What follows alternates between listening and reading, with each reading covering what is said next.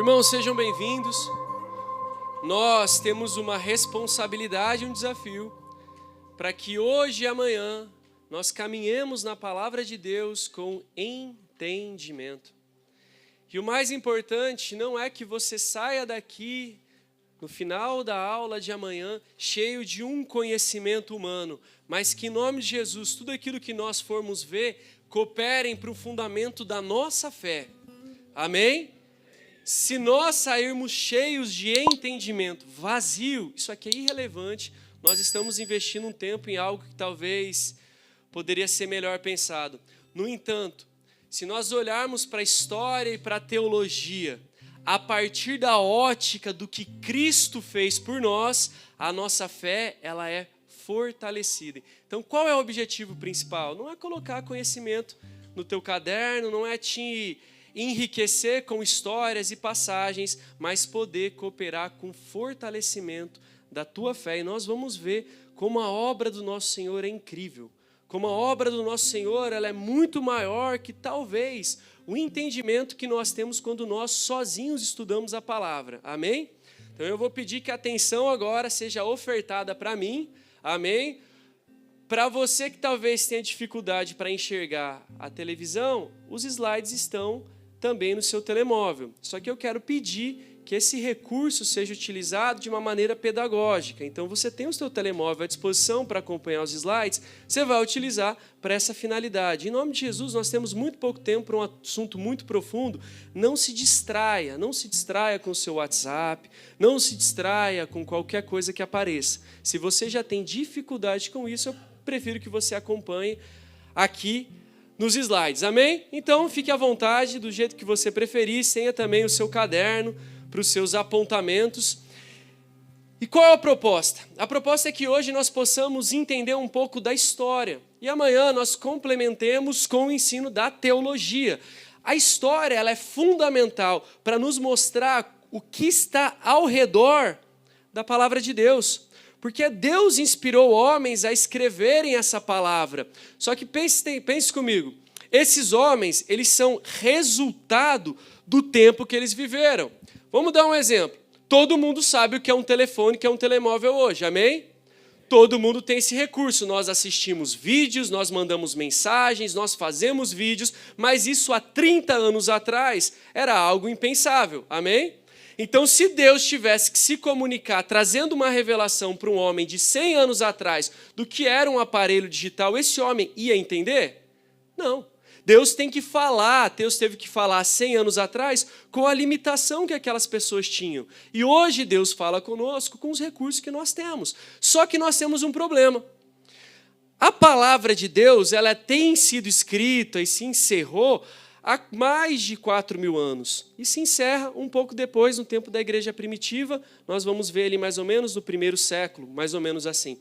Então, nós não estamos falando de um único tipo de gente, de uma igreja específica, de pessoas específicas num único lugar. Não, nós estamos falando de séculos e de pessoas em inúmeros lugares. Então, eu preciso entender o contexto que está ao redor do próprio Evangelho. Amém? Todos concordam que os Evangelhos são a centralidade da Bíblia? Ok. Agora nós temos que entender o que estava ao redor, o que estava passando lá onde Jerusalém, onde Cristo estava, como estava o mundo e como Deus estava trabalhando, não só em Jerusalém, mas em todo o mundo. Então, essa primeira aula, nesse dia de hoje, nós vamos estudar um pouco sobre os contextos históricos. Essa linha do tempo ela é muito mais para nós nos sintonizarmos. Vocês vão perceber que em 2 horas nós não conseguimos estudar os 600 e poucos anos que são propostos nessa linha do tempo. Então tem muitos conteúdos aqui que eles serão mais que apresentados para vocês. E por que os slides de vocês são tão densos, são tão numerosos? Porque o meu objetivo não é só cooperar com vocês nessa aula, mas que vocês tenham à sua disposição um material que, quando vocês fizerem as leituras individuais dos evangelhos, seja por uma iniciativa tua, ou seja pela leitura que nós temos feito nos ministérios, você consiga entender o contexto. Eu, particularmente, todo livro bíblico que nós iniciamos, eu faço um esboço para saber quem era o autor, o que ele estava falando, qual o contexto, qual era o problema, porque 1 Reis se parece ali com contexto de crônicas? Se é a mesma coisa, por que foi escrito de novo diferente? Eu preciso entender. Então vocês podem depois acessar, e por isso que ele está um pouco mais volumoso. A ideia é que não é que nós nos detenhamos totalmente neles, mas possamos passar. E aí nós olhamos que temos aqui, basicamente, desses 4 pontos, 2 pontos que são centrais para nós entendermos a história que promove o Evangelho, a chegada de Cristo. Primeiro ponto, vocês já ouviram falar do cativeiro babilônico? Agora a gente tem que começar a trabalhar alguns conceitos. O que foi o cativeiro babilônico? Foi um momento de extrema frustração para o povo de Israel, porque Deus, desde a época de Moisés, tinha dito que colocava diante do povo 2 caminhos, um de bênção e um de maldições. Se o povo continuasse obediente à palavra, um caminho de bênçãos. Se o povo fosse contrário à palavra de Deus, um caminho de maldições. Chega um determinado momento da história que Deus se revolta tanto com os profetas, sacerdotes e o povo no geral, os reis, que Deus decide enviar o povo de Israel para o exílio. E o cativeiro babilônico é o período onde Deus tira a nação de Judá, daquele pedaço debaixo do mapa de Israel, e manda para a Babilônia. E aí você imagina a crise do povo, que tinha uma promessa que ele era o povo de Deus e agora ele tem que viver exilado. Se a gente que é estrangeiro, a gente sente falta da nossa nação onde nós crescemos. Só que o relacionamento que um judeu tem com a terra dele é muito mais profundo que um brasileiro tem com sua própria terra. Para o judeu, não é apenas uma terra que ele ocupa, é a terra da promessa irrevogável. Então, sair de Jerusalém não é uma estratégia para poder prosperar na vida, é sim um fracasso e uma punição. Então, o que nós precisamos entender desse contexto do exílio? O povo está vendo que Deus está punindo ele. O povo está perdendo uma aliança com Deus, e esse mesmo povo vai passar por inúmeras dificuldades na Babilônia, e essas crises elas vão gerar tantos desconfortos que Deus vai voltar a falar através, por exemplo, de Jeremias, de Isaías, e essa mentalidade vai ser fortalecida até nós chegarmos aos evangelhos. Se passam 70 anos e o povo pode voltar para Israel. Quando o povo volta para Israel, a cidade estava destruída, e o templo estava destruído. Os muros da cidade, vocês já leram em Esdras e Neemias o que precisavam ser feito com os muros? Reconstruídos. E o templo estava destruído, ele precisou ser reconstruído. E é interessante nós pensarmos que as 2 prioridades do retorno são reconstruir os muros e reconstruir o templo. Fortificar a cidade para o povo se proteger e voltar a ter um lugar para adorar, porque nos 70 anos do exílio, o povo não podia sacrificar. Se eles não sacrificavam a Deus, eles não adoravam. Se eles não adoravam a Deus, eles não tinham o que com o Senhor? Relacionamento. Se eles não tinham relacionamento, eles não tinham o favor de Deus. Então, para um judeu, não é só um cordeiro que ele deixava de oferecer, é a presença de Deus que tinha saído, não o acompanhava mais. E esse povo retorna. Só que percebam, há uma estimativa que apenas 10% dos judeus que vão para a Babilônia retornam. E os indivíduos que retornam, eles retornam para uma terra extremamente devastada. E eles retornam com influência do que acontece na Babilônia. Tudo isso daí não está claro na Bíblia, mas algumas coisas vão ficando evidentes à medida que nós lemos os profetas e chegamos nos evangelhos. Principalmente essa expectativa do povo em voltar a habitar Jerusalém. Amém? Está dando para entender? E aí nós continuamos, então, essa introdução, até que nós chegamos num período que aí realmente não tem nada na tua Bíblia, não tem nenhuma menção, que é o período intertestamentário. Vocês perceberam que as nossas Bíblias, obviamente, são divididas em 2 partes. O Antigo Testamento, que nos dá uma antiga aliança, nós somos herdeiros daquilo que se passou, e também o Novo Testamento, que nos dá uma nova aliança e uma nova herança. E o que nós temos no meio disso? Se você tem uma Bíblia mais antiga, é até possível que tenha uma página em branco. A minha, por acaso, é mais nova, ela só tem uma viração de página, todo livro começa pela página da direita, então só tem ali o Evangelho de Mateus. Mas algumas, simbolicamente, trazem um período em branco, que era o período do silêncio, quando Deus deixou de falar diretamente a Israel com profecias e começou, aí nós vamos ver a graça, de mover todo mundo para preparar não só Israel, mas a humanidade para a vinda de Cristo. Por isso que Cristo e os evangelhos são a centralidade da Bíblia. Qualquer outro livro bíblico tem a função de apontar para Cristo. O Antigo Testamento, a Antiga Aliança são a sombra do que haveria de vir. E depois, Atos até o Apocalipse é uma explicação do que Cristo começou a fazer e a ensinar. Então, o centro da Bíblia é propriamente os evangelhos. E da mesma maneira, o centro da história da humanidade é o evangelho, é a vinda de Cristo. E Cristo preparou a humanidade naquilo que nós chamamos de período intertestamentário. Deu para entender? Entre os testamentos. Se você teve uma criação católica, talvez você vai perceber que naquela Bíblia que você lia antes, tinha mais livros que na Bíblia evangélica. Tem livro, por exemplo, os livros de Macabeus, que são livros históricos, relatos do que aconteceram, que para nós eles não são canônicos, ou seja, não foram pedidos inspirados por Deus, mas eles mostram todo esse histórico, todo esse período, por exemplo, como nós veremos ao decorrer da aula, de que Israel não era mais uma nação independente, não era mais um reino independente. Então, aquilo que nós lemos no Antigo Testamento, do povo indo, subindo a Jerusalém para adorar, foi estagnado. E outros povos conquistaram Israel. Os gregos conquistaram Israel, depois os romanos conquistam Israel, e essa mudança, gente, afeta completamente a vida de um judeu que vai esperar Cristo. Então, só para resumir, o indivíduo que estava ali ouvindo a pregação de João Batista e tinha uma expectativa sobre Cristo, ele é o resultado de tudo que tem acontecido no povo de Israel, principalmente quando Deus entrou em silêncio. Amém? Quando Deus deixou de falar. E se o Deus é o Deus do meu povo e ele deixa de falar com os profetas, quer dizer que ele está afastado, nós temos um problema. Então hoje nós temos uma intimidade com o Espírito Santo que nos leva a nos mover e ter direções. Mas tem uma especificidade que nós temos que entender. A profecia canônica. O que é profecia canônica? Você pode ver que nos últimos livros da sua Bíblia são só profetas. São profecias que foram documentadas e o povo de Israel cria que eram realmente inspiradas por Deus.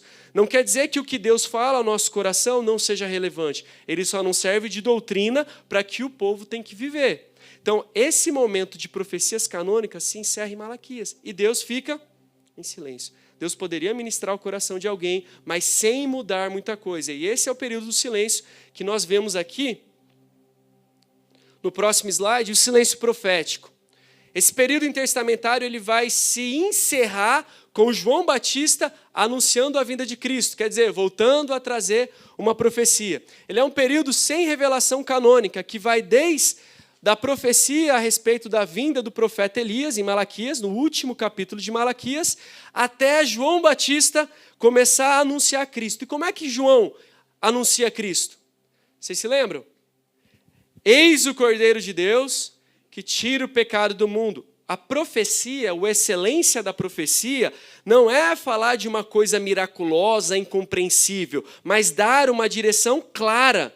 João, quando aponta, eis o Cordeiro de Deus, ele está profetizando, porque aquele Cordeiro vai ser evidenciado em alguns anos, morrendo no madeiro, ele tem uma função de salvar, estava diante do povo. A excelência da profecia é trazer uma verdade a respeito do que Deus quer fazer.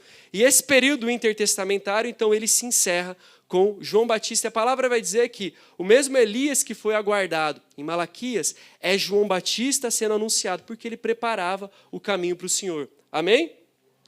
Vamos lá, então. Podem a Bíblia de vocês em Gálatas 4:4.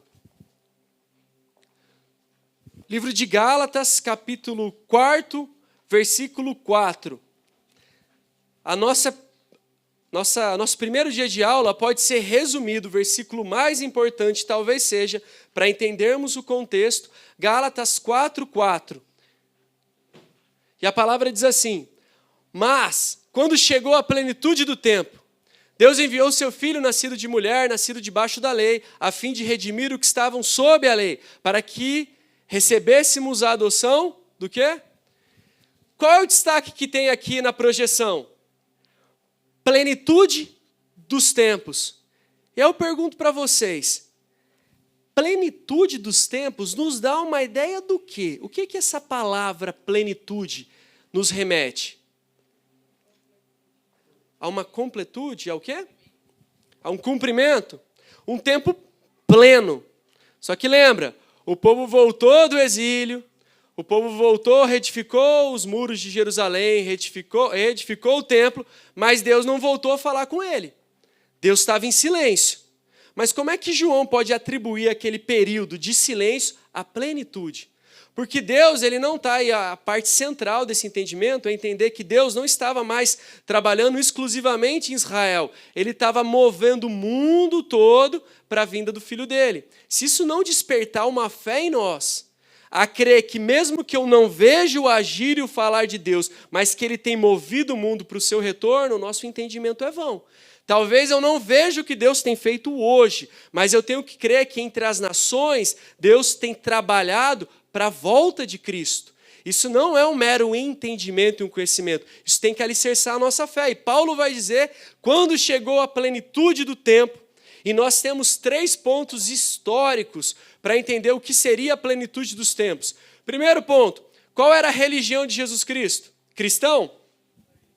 Judaísmo. Jesus não veio de dentro da igreja, Jesus veio de baixo da lei, sob a lei. Veio dentro do judaísmo e do judaísmo ele promoveu uma nova aliança da qual ele tirou a igreja. Mas Jesus era um judeu. Jesus se vestia como? Judeu. Jesus tinha um cabelo como? De judeu, do primeiro século. Será que Jesus usava um talite? Usava.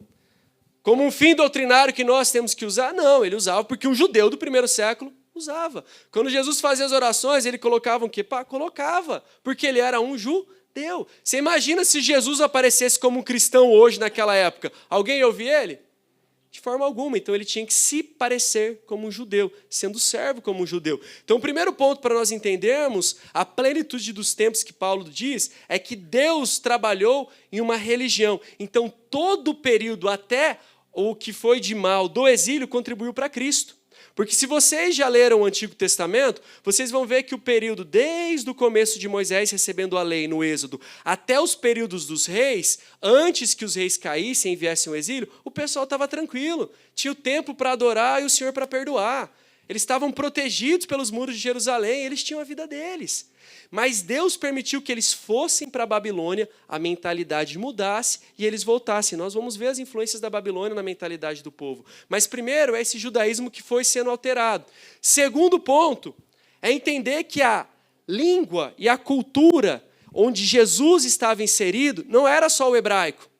A mentalidade que promove o crescimento do evangelho não é a hebraica, não é a judaica. Sabe por quê? Sabe qual que era a relevância de Israel para a época dele? Sabe qual? Nenhuma. Extremamente irrelevante. Israel na história, excetuando as promessas e a parte que nós cremos espirituais, só tem uma relevância geográfica. Israel está entre impérios, Babilônia, Assíria e o Egito. E é o único lugar que tem água potável entre esses impérios é o Mar da Galileia. O resto é tudo deserto e água salobra como o Mar Vermelho. Então ninguém se preocupava com Israel, se preocupava em chegar no Egito. Ninguém se preocupava com Israel, se preocupava em chegar na Babilônia e dar água para os seus militares, para os seus soldados. Então a relevância histórica de Israel é geográfica. Somente isso. Mas nós, como cremos na promessa, vemos que Deus ele não estava usando Israel para mover impérios, mas ele estava movendo impérios em favor de Israel. E a língua predominante naquele mundo não era o hebraico, era o grego, aquilo que nós chamamos de língua franca. Hoje, qual é a principal língua do mundo, a mais difundida? O inglês. Era desse jeito, só que o grego. Só que era o grego. Então, o evangelho que vocês têm acesso, a grande maioria dos capítulos é escrito em grego. Porque a mentalidade não é ficar só em Israel, é ir para as outras nações. E o terceiro ponto tem a ver com aquilo que vocês já estudaram nos livros de história, aquilo que vocês já viram em filmes com o Império Romano. O Império Romano proporcionou uma estrutura que vai permitir a difusão da mensagem de Cristo. Então, o primeiro ponto para nós entendermos, a religião é a influência dos judeus. Vocês sabem qual é a representação de qual lugar que é esse? Essa é uma representação, uma imagem de qual lugar? Do templo. Do templo. Então, as imagens que estão aqui, elas são só meramente ilustrativas, tá bom? Elas não foram retiradas da biblioteca de Oxford, então é só para nós termos uma ideia, fiquem tranquilos, tá? Eu não paguei a licença da biblioteca de Oxford, então, para nós termos uma ideia que Cristo, no começo, ele está focado aqui. O Evangelho de João vai dizer que Cristo foi enviado, veio para o que era seu, mas os seus não receberam. Cristo veio para Israel, mas os judeus não receberam, mas ele veio para Israel. Então, o primeiro ponto de partida, é entender o que estava acontecendo em Israel e no judaísmo. Temos aqui alguns guias para estudar, né? Primeiro ponto e o ponto central, que difere o judaísmo e o cristianismo das outras religiões. Nós esperamos o Messias. O que me difere de um judeu nessa crença é que o judeu não acredita que o Messias veio, ele acredita que o Messias virá. Nós cremos que o Messias veio e voltará. E essa é a porta dourada.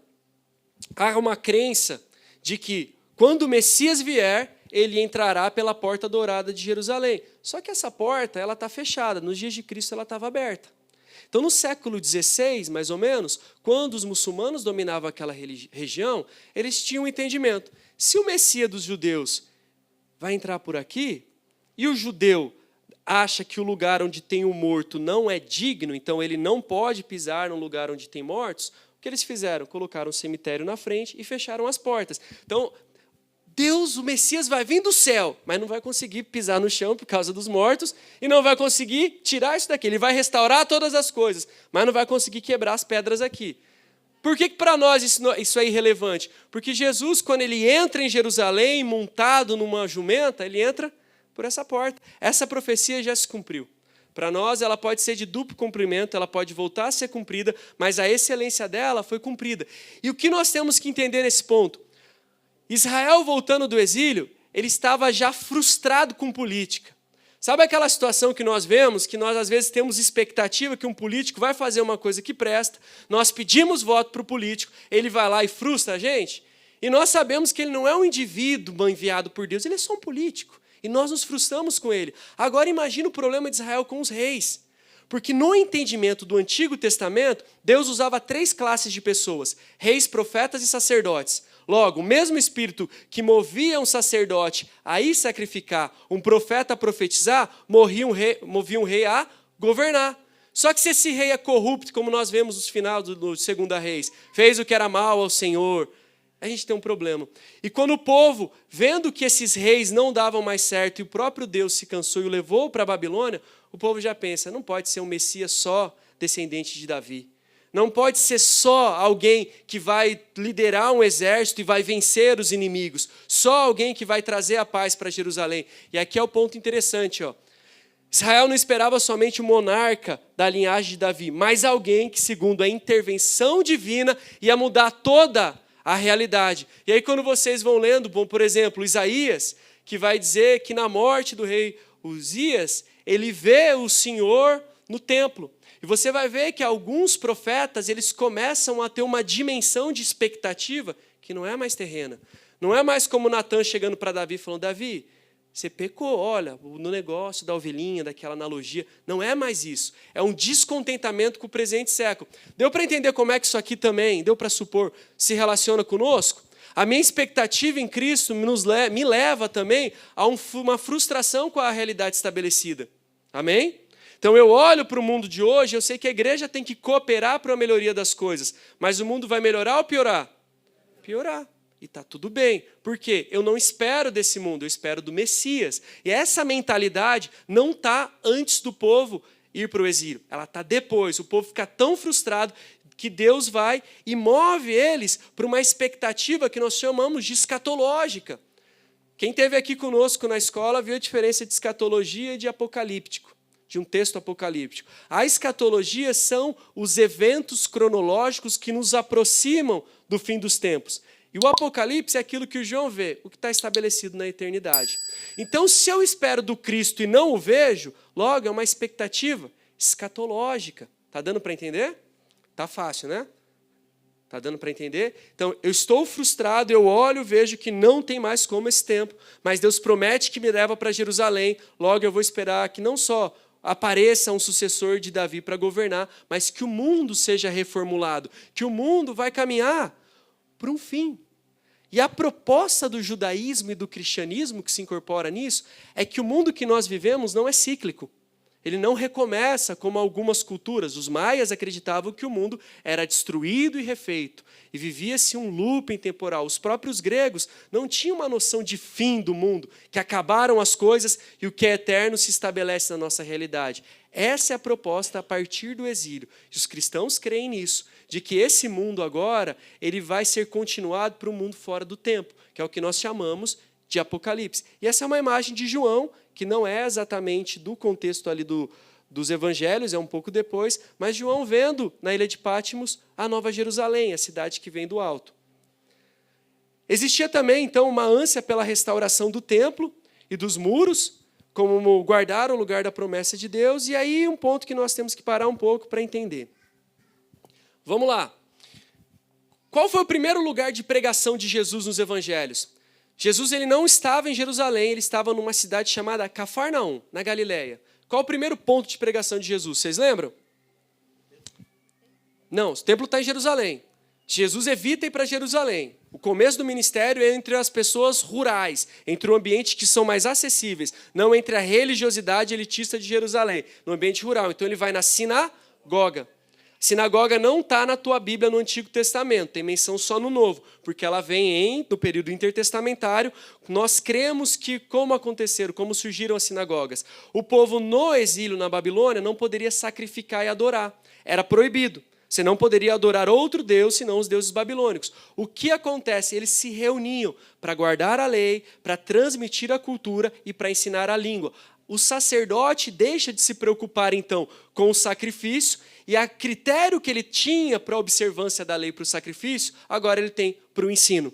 Já que eu não posso conduzir aquele criterioso holocausto para Deus, eu vou conduzir um criterioso ensino para Deus. Eu vou servir ao meu Senhor como eu posso. Se eu não posso, olhando o critério do cordeiro para o sacrifício, eu vou olhar o critério da lei, o critério do ensino. Está dando para entender? Então, o ponto central do ministério de Cristo para o início da pregação são as sinagogas. E essas sinagogas elas vão ser espalhadas pelas nações. Diferente do templo que ficava em Jerusalém, em toda cidade onde tinha um reduto de judeus, tinha uma sinagoga. E nós entendemos, então, que era um centro de estudo da lei, preservação da língua e dos costumes, um ponto de pregação de Jesus. O próprio apóstolo Paulo, ele vai nas cidades onde ele passava pregando nas sinagogas. Por quê? Era o mesmo costume, era um povo próximo, né? Então era a mesma etnia, era um lugar de pregação. E olha ali embaixo, última informação. O rabino, ele passa a ser o protagonista nos tempos de Cristo. Por quê? O sumo sacerdote, ele era inacessível para o povo. O sumo sacerdote era inacessível. Ninguém ia chamar um sacerdote para casa e falar de problema da família. Ele não ia se preocupar com isso. Porque o ofício dele não é em favor do povo, é em favor de Deus. Ele abençoava o povo oferecendo sacrifícios. Se o sacrifício cumpria as exigências, o povo seria abençoado. Mas ele não tinha relacionamento. Quando se quebra esse distanciamento da adoração e o sacerdote deixa de estar diante da presença, e agora ele começa a se ocupar com o ensino, ele começa a ensinar quem? O povo. Se eu pego um cordeiro, uma oferta do João, eu tenho que ver e ser criterioso. João, isso aqui está errado, tem uma mácula, tem uma mancha, leva embora e some daqui porque você está trazendo maldição para o lugar. Próximo, esse era o sacerdote. Agora, a diferença do rabino é, você não entendeu a palavra, eu vou te explicar novamente. Inclusive, o formato de discipulado judaico pressupunha que o pai discipulasse o filho nos 12 primeiros anos e depois o filho, se ele fosse aprovado para ser um rabino, ele vinha morar na casa do rabino. Era incogitável alguém entrar no templo com o sacerdote, mas aqui o indivíduo entra na casa do rabino para aprender a lei. E o rabino ele vai ser conhecido pelo povo. Então, para pensar. Jesus nos evangelhos foi chamado de sacerdote? Nos evangelhos não, isso vai aparecer só no livro de Hebreus, que ele é o sumo sacerdote. Mas ele é reconhecido como rabino. Por quê? Porque é acessível. Porque eu posso fazer questionamentos. E a maioria do ensino de Cristo é feito em montanhas, onde ele se assentava, mandava o povo se assentar e ele ensinava, como um rabino. Então a sinagoga é a base do que nós entendemos como igreja. Onde tinha uma comunidade judaica, vieram os cristãos e depois se transformaram em igreja. É a base da nossa prática. O outro ponto para nós encerrarmos essa parte do entendimento do judaísmo é o seguinte. Quando nós lemos o final do governo dos reis, nós temos um problema. Temos um problema muito claro que é o seguinte. Os reis são levados para o exílio. Só que esses reis não retornam. Amém? O templo vai ser reconstruído e os sacerdotes voltam a oferecer sacrifício. Deus vai mover João Batista e os outros profetas da antiga aliança, Jeremias, todos aqueles mais, eles continuam profetizando. Mas nenhum rei volta a governar Israel. Então, como a gente lê aqui, Como Joaquim não retornou do exílio após sua libertação, Zedequias morreu no cativeiro e Zorobabel, que edificou... Gente, será que vocês podiam só pegar ela aqui, por favor? E Zorobabel, que reedifica os muros, ele era governador, ele não era rei. Logo, Cristo ele vai assumir o governo espiritual de Israel, mas ainda vai voltar para assumir o governo terreno. Entendam que os profetas voltam a profetizar, os sacerdotes voltam a sacrificar, mas o trono fica vazio. Deu para perceber que é específico da parte de Deus não colocar um outro sucessor físico? Porque se nós tivéssemos hoje, talvez alguém com a genealogia de Cristo, da linhagem de Cristo, nós estaríamos adorando aquele indivíduo. Porque eles também adoravam, de certa forma, não espiritualmente como ao Senhor, eles adoravam Salomão, Davi tinha uma proximidade com esses reis. Mas Deus permite que não se voltem reis para que o trono ficasse vazio. Aqui é uma representação do palácio que foi ocupado pelos últimos reis, são umas ruínas mais recentes de Jerusalém. Ele foi destruído também, né, pelos romanos, mas provavelmente os últimos reis ocuparam esse palácio. Herodes vai ter um outro palácio, com outro governo, mas isso daqui era o governo dos reis. Você pode ver, obviamente ele não foi reconstruído, o trono continua vazio. Alguém tem alguma dúvida referente a esse contexto dos judeus? Porque quando a gente lê a Bíblia, Moisés dando a lei para o povo, e depois João Batista profetizando, a gente acha que é tudo a mesma coisa. A gente acha que é a mesma coisa. O povo que está lá no Egito, sem lugar para aprender a Deus, só ouvindo uma tradição oral, para o povo que vai no templo, na sinagoga, ouve João Batista e os rabinos. Muda muita coisa, gente, muita coisa. O judaísmo muda ao ponto que o judaísmo de Jesus é chamado, tecnicamente, de judaísmo do segundo templo, o judaísmo rabínico. Porque aquele templo que foi reconstruído por Zorobabel, ele passa por uma reforma no período de Herodes, e aí vira o templo de Herodes. A mudança é tão significativa que não foi só o templo que mudou, a forma de se pensar muda completamente. E aí nós chegamos ao ponto agora de entender que os gregos influenciaram. Inclusive, os gregos influenciam a nossa mentalidade até hoje. A filosofia que nós pensamos, ela é a partir dos gregos. O mundo vem a partir do que a Grécia estabeleceu. Só que Israel não foi até a Grécia, foi a Grécia que veio até Israel. Um indivíduo chamado Alexandre o Grande, ele vem de uma cidade na Macedônia, no norte da Grécia, chamada Pela. E esse Alexandre, ele era nobre, filho de Filipe II, e ele foi educado por um dos principais filósofos da história. Aristóteles ensinou Alexandre. Lembra na aula de filosofia? Sócrates, Platão e Aristóteles. E Aristóteles, então, como um dos principais filósofos da história, tem a responsabilidade de educar Alexandre na cultura, na língua e na filosofia. Se Alexandre veio de uma cidadezinha pequena, quando ele tem contato com um dos maiores filósofos da história, o que acontece com a mente dele? Se expande. Para vocês terem uma ideia, se vocês fossem em Atenas hoje, um pouco antes do templo de Zeus, até onde parte que tem as corridas, né?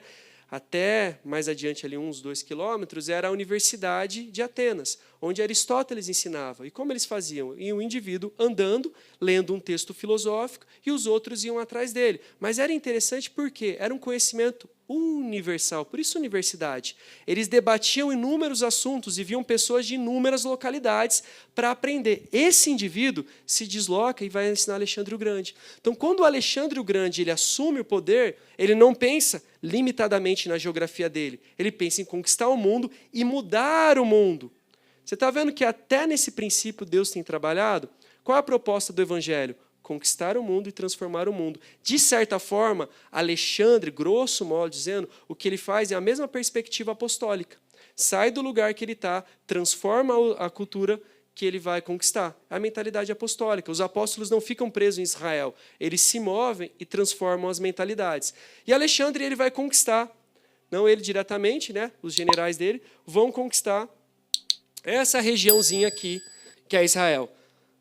Israel está aqui. Samaria está nesse pedacinho. Só que Alexandre conquista o mundo inteiro. O mundo daquela época era o mar Mediterrâneo. Ninguém sabia exatamente o que havia ao em volta. Só o mar Mediterrâneo. Alexandre, então, ele sai dessa região aqui, da Macedônia. Gente, isso aqui é a cavalo. Se for de avião, demora, tá? Isso é a cavalo. Uma única vez ele sai, ele não volta à Macedônia. E ele conquista até a Índia.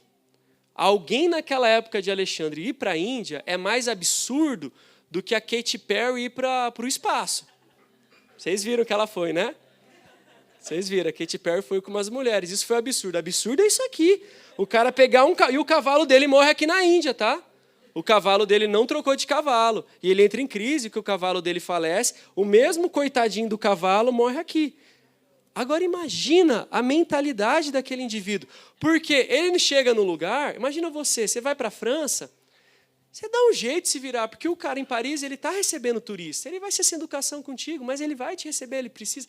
Aquele lugar, naquele contexto, não existia o estrangeiro que está passeando para conhecer uma nação nova. Olha que legal. Não, ele vai te matar. Você é um invasor. Não existia essa diplomacia. Lembra de Jonas? Qual que era o problema de Jonas? Ele tinha que ir para onde? Nossa, mas Jonas não tinha fé, né? Era só ir para Nínive pregar o evangelho. Quem chegava em Nínive era esfolado no muro da cidade. Só isso. Ai, Jonas não tinha fé para pegar a palavra de Deus. Não, entenda o contexto. Os ninivitas não permitiam que estrangeiros adentrassem. Se um estrangeiro adentrasse, cabelo diferente, roupa diferente, visualmente diferente, ninguém conversava com ele, era esfolado vivo. Fazia um cortezinho nas costas e arrancava a pele nos muros da cidade. Ele não tinha coragem de olhar, por isso que ele foge. Não, vou para a Espanha, vou para o outro lado. Nínive jamais. E aí nós chamamos ele de homem de pouca fé, porque ele não creu na promessa do Senhor. Não, olha o contexto. Não existe isso, eu vou lá em Portugal para conhecer, depois eu volto. Você morre. Alexandre fez isso. E o que ele promove? Ele mantém os governos locais, mantém relacionamento, mas ele obriga uma coisa. Você pode manter sua moeda, o seu Deus, mas a língua é grega. A língua é grega. Então, todos esses povos aqui, eles, de certa forma, vão falar grego. E o grego da época de Cristo era resultado de Alexandre. Então, era fácil para um judeu que vivia dentro da tradição judaica, se falasse grego, se comunicar com propriamente um grego aqui de Atenas. Se comunicar com outro judeu que estava em Alexandria. Se comunicar com alguém que estava na Babilônia, outra localidade. Porque havia, então, uma língua franca, promovida por Alexandre o Grande. E o Novo Testamento inteiro, exceto algumas partes de Mateus, tudo em grego. Então, se nós fôssemos olhar os originais, tudo isso daqui, que nós cremos, a base da nossa fé da Nova Aliança, está em grego. Não só a língua, mas traduz uma mentalidade também. Então, o grego ele vai ser uma ponte de comunicação. Para vocês terem uma ideia, no Egito, no século, então, em 250 a.C., o que acontece? O povo já estava há tanto tempo no Egito, vivendo como egípcio, que eles estavam perdendo a língua, não se falava mais o hebraico. Então, o que eles pensam? Nossa, nossos filhos falam grego, porque o mundo tem falado grego. A nossa palavra vai se perder se ela não for compreensível para os nossos filhos, se ela não tiver em grego. E aí, onde está o farol de Alexandria, eles se reúnem, e a história, muito mais mitológica, vai dizer que 70 ou 72 rabinos traduzem o Antigo Testamento para o grego. E essa mesma Bíblia que vai alcançar os católicos e depois vai chegar até nós, o original do grego, a tradução da Septuaginta, a primeira tradução fora do hebraico. Por que isso é importante? Porque para um judeu, a língua que Deus deu para o seu povo é uma língua santa.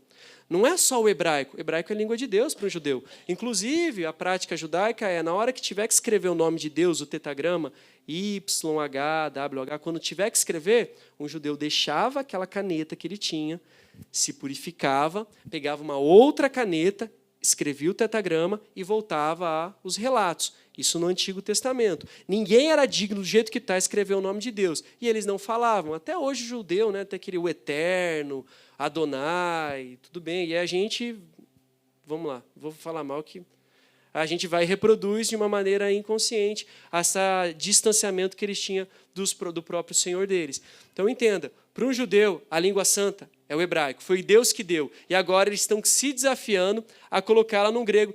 E qual a Bíblia que Jesus leu? Provavelmente uma dessa. Que estava à disposição dos apóstolos para pregar? Provavelmente uma dessa. Talvez Cristo não tenha lido em grego, mas era difundido em Israel também essa própria tradução. O Novo Testamento, então, entre mais ou menos 45 até 100, o último livro, o livro de João, desde as primeiras cartas de Paulo, ele é todo escrito num grego, um grego koiné. Então, ele traduz uma mentalidade propriamente grega. Está dando para entender? O grego é fundamental para a difusão da palavra de Deus. E aqui, um outro ponto interessante. Se vocês olharem as questões que o Novo Testamento, o Antigo Testamento nos oferece de reflexão, ela diz respeito a uma mentalidade um pouco limitada.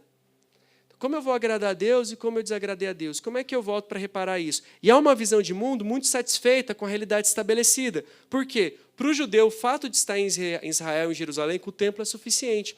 Mas quando vem a influência grega e o povo entende que o mundo não é mais só Israel, as questões que eles passam a se preocupar são mais complexas. E a vida? O que é a vida? Nenhum judeu tem essa questão, João. Qual é o sentido da minha vida? Eles não têm essa crise baseada no Antigo Testamento. Essa crise está no Novo Testamento. E essa crise está em nós hoje, porque nós somos influenciados pela filosofia grega. Os judeus não. Então, qual é o sentido da vida? Para que Deus me chamou? Eu fui feito para quê? Por que eu estou fazendo nesse tempo? Isso não é questão de judeu. Isso é questão para nós. E vocês não têm esse questionamento? São questões referentes à nossa existência humana. São questões filosóficas, não são questões teológicas judaicas. Vocês podem ler, então, a partir dessa ótica do Antigo Testamento. Está todo mundo satisfeito. Se a gente está em Jerusalém, se a gente está sacrificando, acabou, a vida é essa. Não que não haja uma satisfação nisso, mas nós temos que entender que essa mentalidade, ela não pode conquistar o mundo. Essa mentalidade conformista, ela não conquistaria as nações. Para pensar, qual foi a última vez que você ouviu um judeu pregando para você ou pregando para alguém na rua?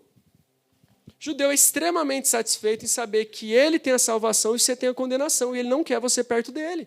Extremamente satisfeito, porque o judaísmo é uma religião de permanência de fé, de conservação de fé. Se você é filho de uma mãe judia e se converte, você se torna um prosélito, você vai estar conosco na sinagoga, mas a tua participação ela ainda é limitada. O cristianismo se você se converteu, você é um em pé de igualdade conosco, que você pode pregar o evangelho para a tua família, você pode avançar. Essa mentalidade judaica é todo mundo bem, entre nós judeus e em Israel. Eu não tenho uma preocupação em mudar a vida do indivíduo. Deu para perceber? Essa noção que nós temos, eu preciso ser um abençoador, eu preciso mudar o meu trabalho, eu preciso pregar o evangelho, o mundo está se perdendo e não tem a noção disso, nós precisamos melhorar e cooperar, isso vem a partir da influência da filosofia. E Deus permite isso, porque a nossa movimentação é transformar as nações. Ou você acha que um judeu está preocupado com isso? Sendo bem realista, eles são uma religião de conservação da fé, nós somos de propagação da fé. Os muçulmanos são de propagação da fé. De uma maneira diferente, claro, eles impedem que se pregue no lugar deles, mas eles pregam nos países dos outros e têm filhos, eles propagam. O judeu não quer. O judeu não quer. Está dando para entender onde a origem do nosso pensamento apostólico, evangelístico, é a origem nos gregos, uma influência de se avançar. Outro ponto importante, há várias passagens no Novo Testamento, e principalmente nos Evangelhos, que não têm uma tradução clara para a nossa língua. Um exemplo dessa, se vocês puderem abrir, o Evangelho segundo João. Evangelho segundo João. Ele é um evangelho escrito em resposta aos problemas filosóficos da cidade de Éfeso. Na minha Bíblia está assim. No princípio, João 1:1. 1:1.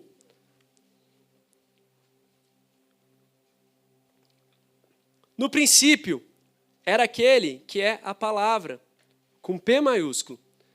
O princípio era aquele que era a palavra, ele estava com Deus e era Deus.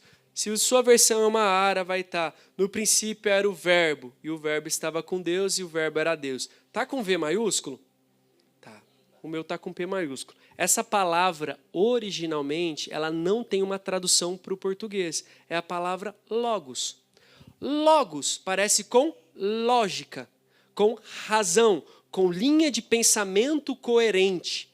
Existia na filosofia grega, principalmente na cidade de Éfeso, onde tem as ruínas da Biblioteca de Celso, onde João estava pregando, um entendimento de que Deus não existe, mas existe uma lógica que rege o mundo. Da divindade que interfere na vida dos homens, pode não existir, mas existe um logos que fez todas as coisas. E se vocês pararem para pensar, vamos esquecer que nós somos cristãos. Nós temos que olhar para a humanidade e ver que existe uma lógica. chove para que as plantas possam ser umidificadas, fazer fotossíntese, possam dar fruto que os animais consomem. Em todo lugar do mundo, mais ou menos marcado, existem 4 estações no ano. Amém? Existe a rotação da Terra, existe as coisas se movendo. Então, mesmo que eu não creia em Deus, existe uma lógica na natureza, correto? Logos. Existe um logos. Aí sabe o que João vai dizer? No princípio, era o logos, que vocês creem. No princípio, no começo de todas as coisas, era isso que vocês estão pensando. Só que isso que vocês estão pensando, que vocês não acham que é Deus, é só uma força racional, era Deus. Então, isso que vocês pensam está certo, mas deixa eu ampliar o entendimento.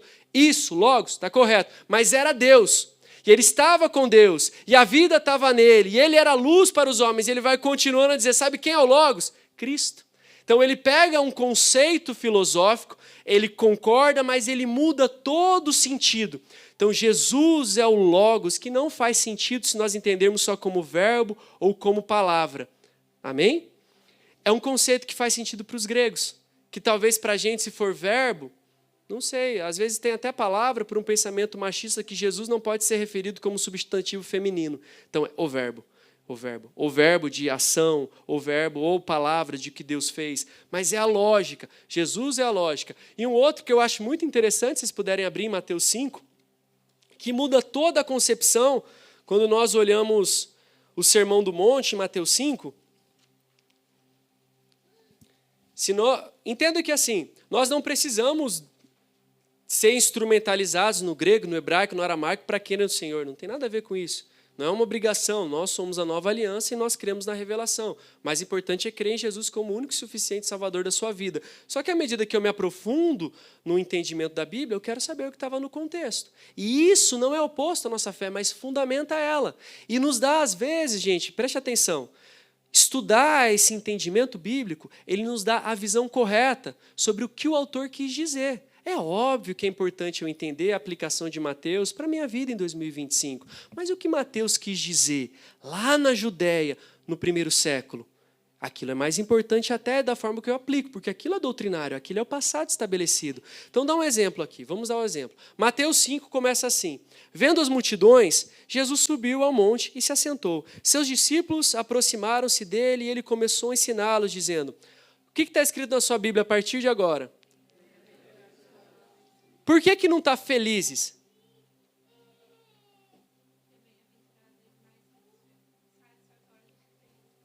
Bem-aventurado é mais satisfatório que felizes? Porque dá uma ideia assim, se eu ganhei algo, eu estou tão feliz. Mas o bem-aventurado é aquele que está feliz, mesmo sem ter algo, ok?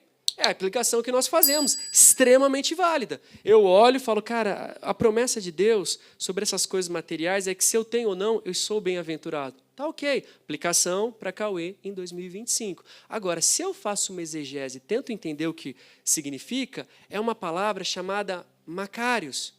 E Macários, no grego, dentro da cultura grega, era o seguinte, era bem-aventurado, não era feliz com as coisas terrenas, mas o bem-aventurado é aquele que não se importa com a recompensa no presente século, mas na eternidade. Então, quando eu leio aqui, Mateus 5, bem-aventurados os pobres em espírito, pois dele é o reino dos céus. E eu não vejo o reino dos céus. Pois os que choram, pois serão consolados. Eu não vejo a consolação. Bem-aventurados os humildes, pois eles receberão a terra por herança. Eu não recebo a terra por herança. Bem-aventurados os que têm fome e sede de justiça, pois serão satisfeitos. E eu continuo insatisfeito. Por quê? Bem-aventurado é aquele que terá recompensa na eternidade. Se eu entendo a lógica do que é a bem-aventurança, eu vejo que a palavra de Deus me propõe não uma recompensa terrena, mas eu sou Macários, uma recompensa eterna. A questão é, será que nós entendemos? Deus não está se comprometendo em me recompensar nessa terra. Quando eu olho o conceito que Mateus escolheu, eu falo, cara, a perspectiva é no futuro. Então, ainda que eu chore, ainda que eu não seja consolado, ainda que eu não tenha uma terra, e vocês podem olhar com essa ótica, todas as promessas de Mateus 5 do Sermão do Monte vão ser concretizadas na Nova Jerusalém, na cidade onde não haverá choro nem dor, onde todas as coisas são plenas, onde nós teremos uma cidade para trabalhar. Então, se eu mudo a concepção a partir do que eu entendi, eu tenho uma revelação mais completa. Deu para entender? E assim tem várias outras passagens. Então é importante nós entendermos os contextos dos judeus, mas também dos gregos.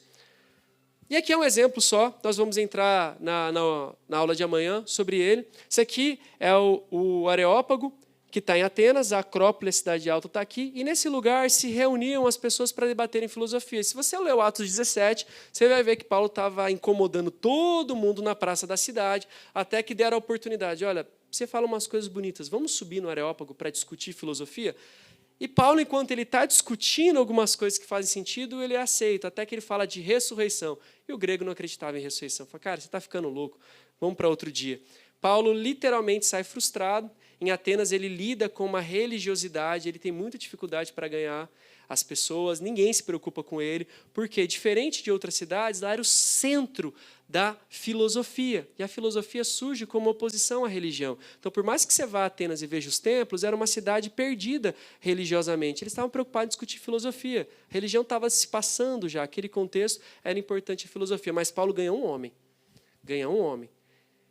O areopagogista, Dionísio, ele se torna o patriarca da igreja grega. Um homem ouviu Paulo pregar e se converteu. Veja, Paulo estava discutindo com os filósofos, mas o responsável pelas chaves do lugar, da entradinha, se converteu. Você está vendo que talvez Paulo não viu o resultado da pregação dele, mas ele foi movido a proporcionar bênção para uma nação a partir da vida de um homem. Está vendo como é que Deus vai trabalhando? Ele discute, ninguém liga para ele, o pessoal acha que ele está doido, mas no final das contas, um indivíduo que ouviu foi ganho por ele. Alguma dúvida aqui sobre os gregos? Não, né? Vamos lá. Vamos lá mesmo, porque não vai dar tempo. Essa aqui é só o terceiro modelo de aula que eu fiz tantas outras que eu fui embora, estava quase fazendo documentário do National Geographic. Tanta coisa ali, eu falei, não, eu vou diminuir. É bom que eu fiquei me ensinando, aí vamos voltar aqui. Política e infraestrutura. Qual foi o principal império da história? Império Romano. Romano. Se você fala português hoje, uma das 5 línguas latinas, porque Portugal fez parte do Império Romano. Então você repara que o italiano tem uma língua parecida com a nossa, o romeno, o francês, o espanhol, são línguas latinas, porque a língua oficial do Império Romano era o latim, e a língua das províncias romanas era o grego. Era o grego. A língua oficial era o latim. Pessoas que passaram pelas escolas falavam latim. Mas o povão, grego. Por isso, quando Paulo escreve a carta aos romanos, ele está em 57 depois de Cristo, em Corinto. Mas ele escreve em grego, porque os indivíduos que estavam lá, populares, trabalhadores, eles falavam grego. Você está vendo que se eu entendo a língua original que o texto foi escrito, eu consigo supor o público-alvo?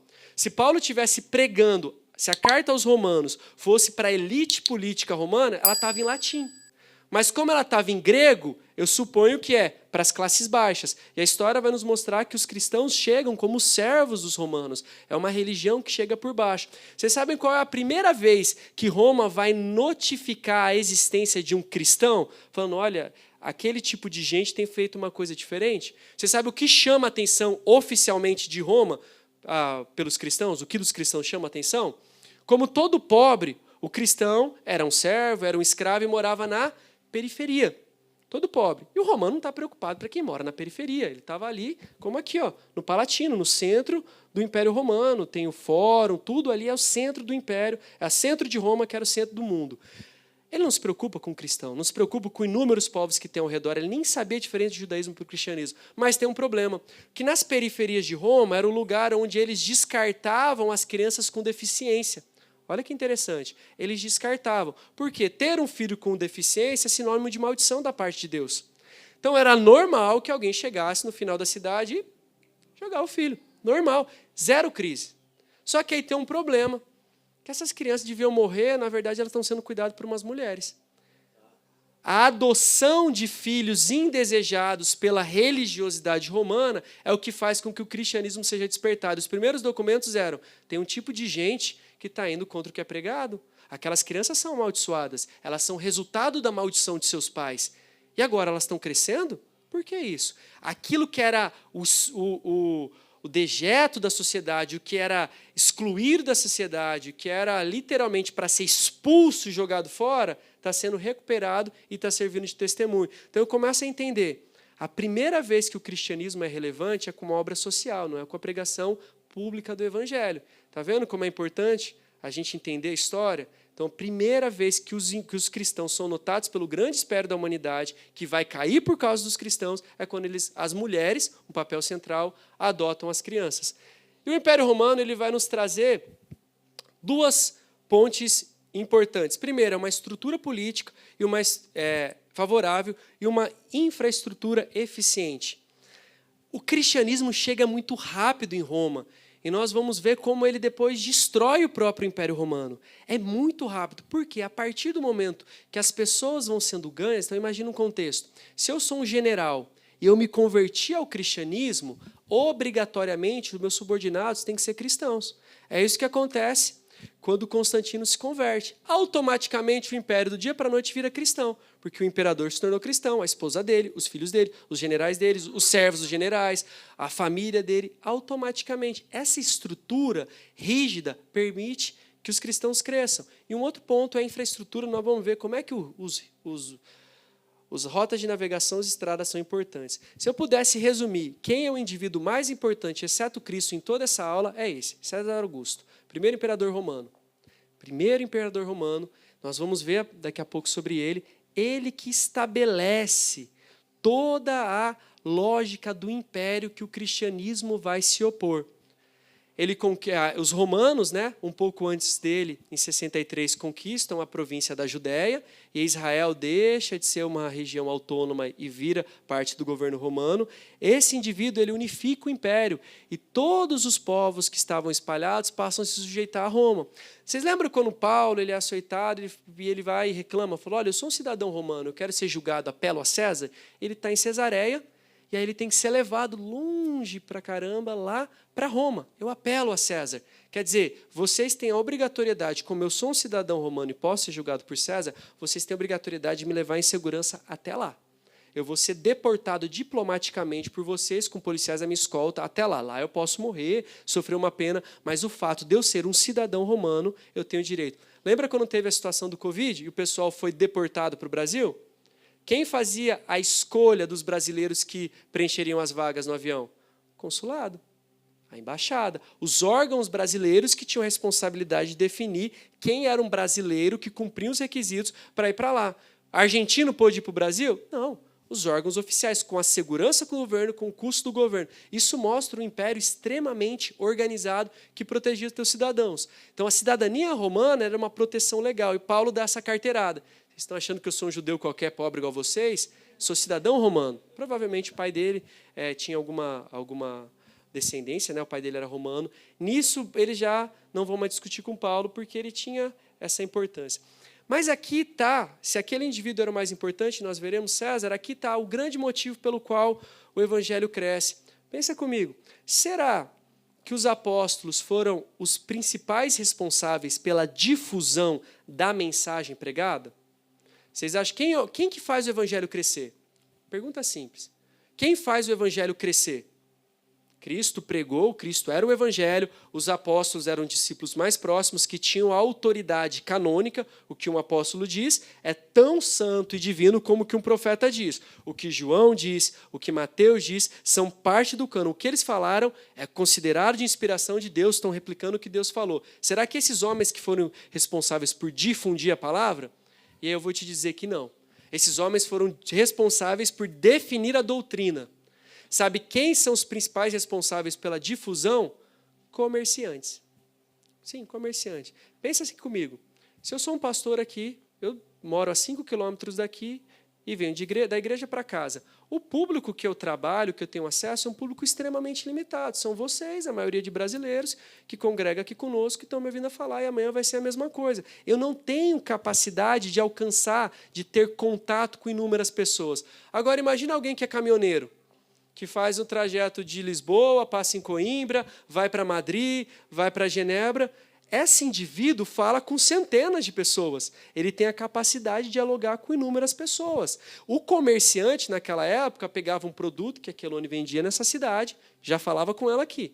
Ia até a cidade do João, negociava com ele, depois ia até uma outra cidade e tinha contato com inúmeras pessoas. Nisso, eles compartilhavam a fé. Então, se eu entendo que o Império Romano deu uma estrutura para o crescimento do Evangelho, é por meio dessas coisinhas aqui, pelas estradas. E toda a estrada romana oficial, então imagina, nós temos a autopista aqui e temos a nacional. A autopista ela é de responsabilidade da GNR. É muito mais fácil encontrar o agente da GNR na autopista do que na nacional, concorda? Entre aspas, é muito mais seguro eu andar pela autopista do que por uma nacional de estrada de terra ou uma estrada vicinal.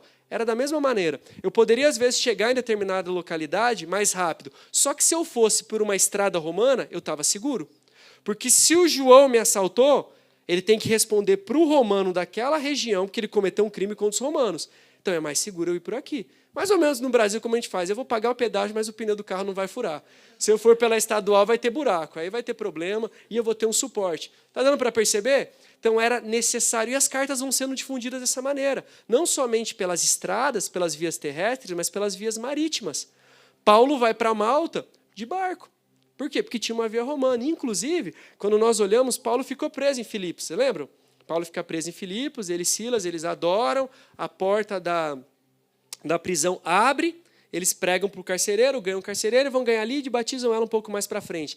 Na frente, literalmente na frente da prisão, tinha a via Ignácia. É uma via que ligava Filipos até Roma, mas aí quando chegava aqui, obviamente, né? Aqui, ó, via Ignácia. Ela chegava até aqui, você precisava ir de barco até outra localidade. Mas Paulo estava aqui na frente. Foi essa via, ó, que liga toda essa região que Paulo usou para pregar o evangelho. Segura, confiável, rápida, lembra? O pessoal estava a cavalo, estava a carroça. Inclusive, nela tem as marcas das carroças que passavam. Não tinha terra, era tudo pavimentada. E o evangelho vai crescendo a partir disso. Está vendo que uma coisa normal permite o crescimento do evangelho? É só uma estrada. Sim, para o ser humano é só uma estrada. Para Deus é um meio de propagação da palavra. É só uma rota marítima, mas para Deus é um meio de propagação da palavra. Deus incumbiu homens dessa responsabilidade para que depois pudesse utilizar em prol do evangelho. Pessoal, alguma dúvida quanto a isso? Agora eu vou passar essa parte, a gente faz um intervalo rápido, para que nós entendamos. Se esse é o contexto de Gálatas 4:4, da plenitude dos tempos, nós estamos então ao redor de Israel, agora vamos começar a olhar para dentro de Israel e entender a lógica do poder lá. Abram sua Bíblia então em Evangelho segundo Lucas, capítulo 3. Se você talvez não tenha tanta facilidade com o estudo dos evangelhos e gostaria de se aprofundar, eu não vou vender um curso para você, mas eu vou te sugerir a ler o Evangelho segundo Lucas. Quer comprar um curso? Sim. Não. Aquela em grego estava em difusão. Se eu falei, foi equivocado. Ela estava em difusão no tempo de Cristo. Mas é mais provável que Cristo falasse o hebraico. Um pouquinho de grego ele falava, certamente. Um pouquinho de grego. O aramaico é a língua que vem da Babilônia.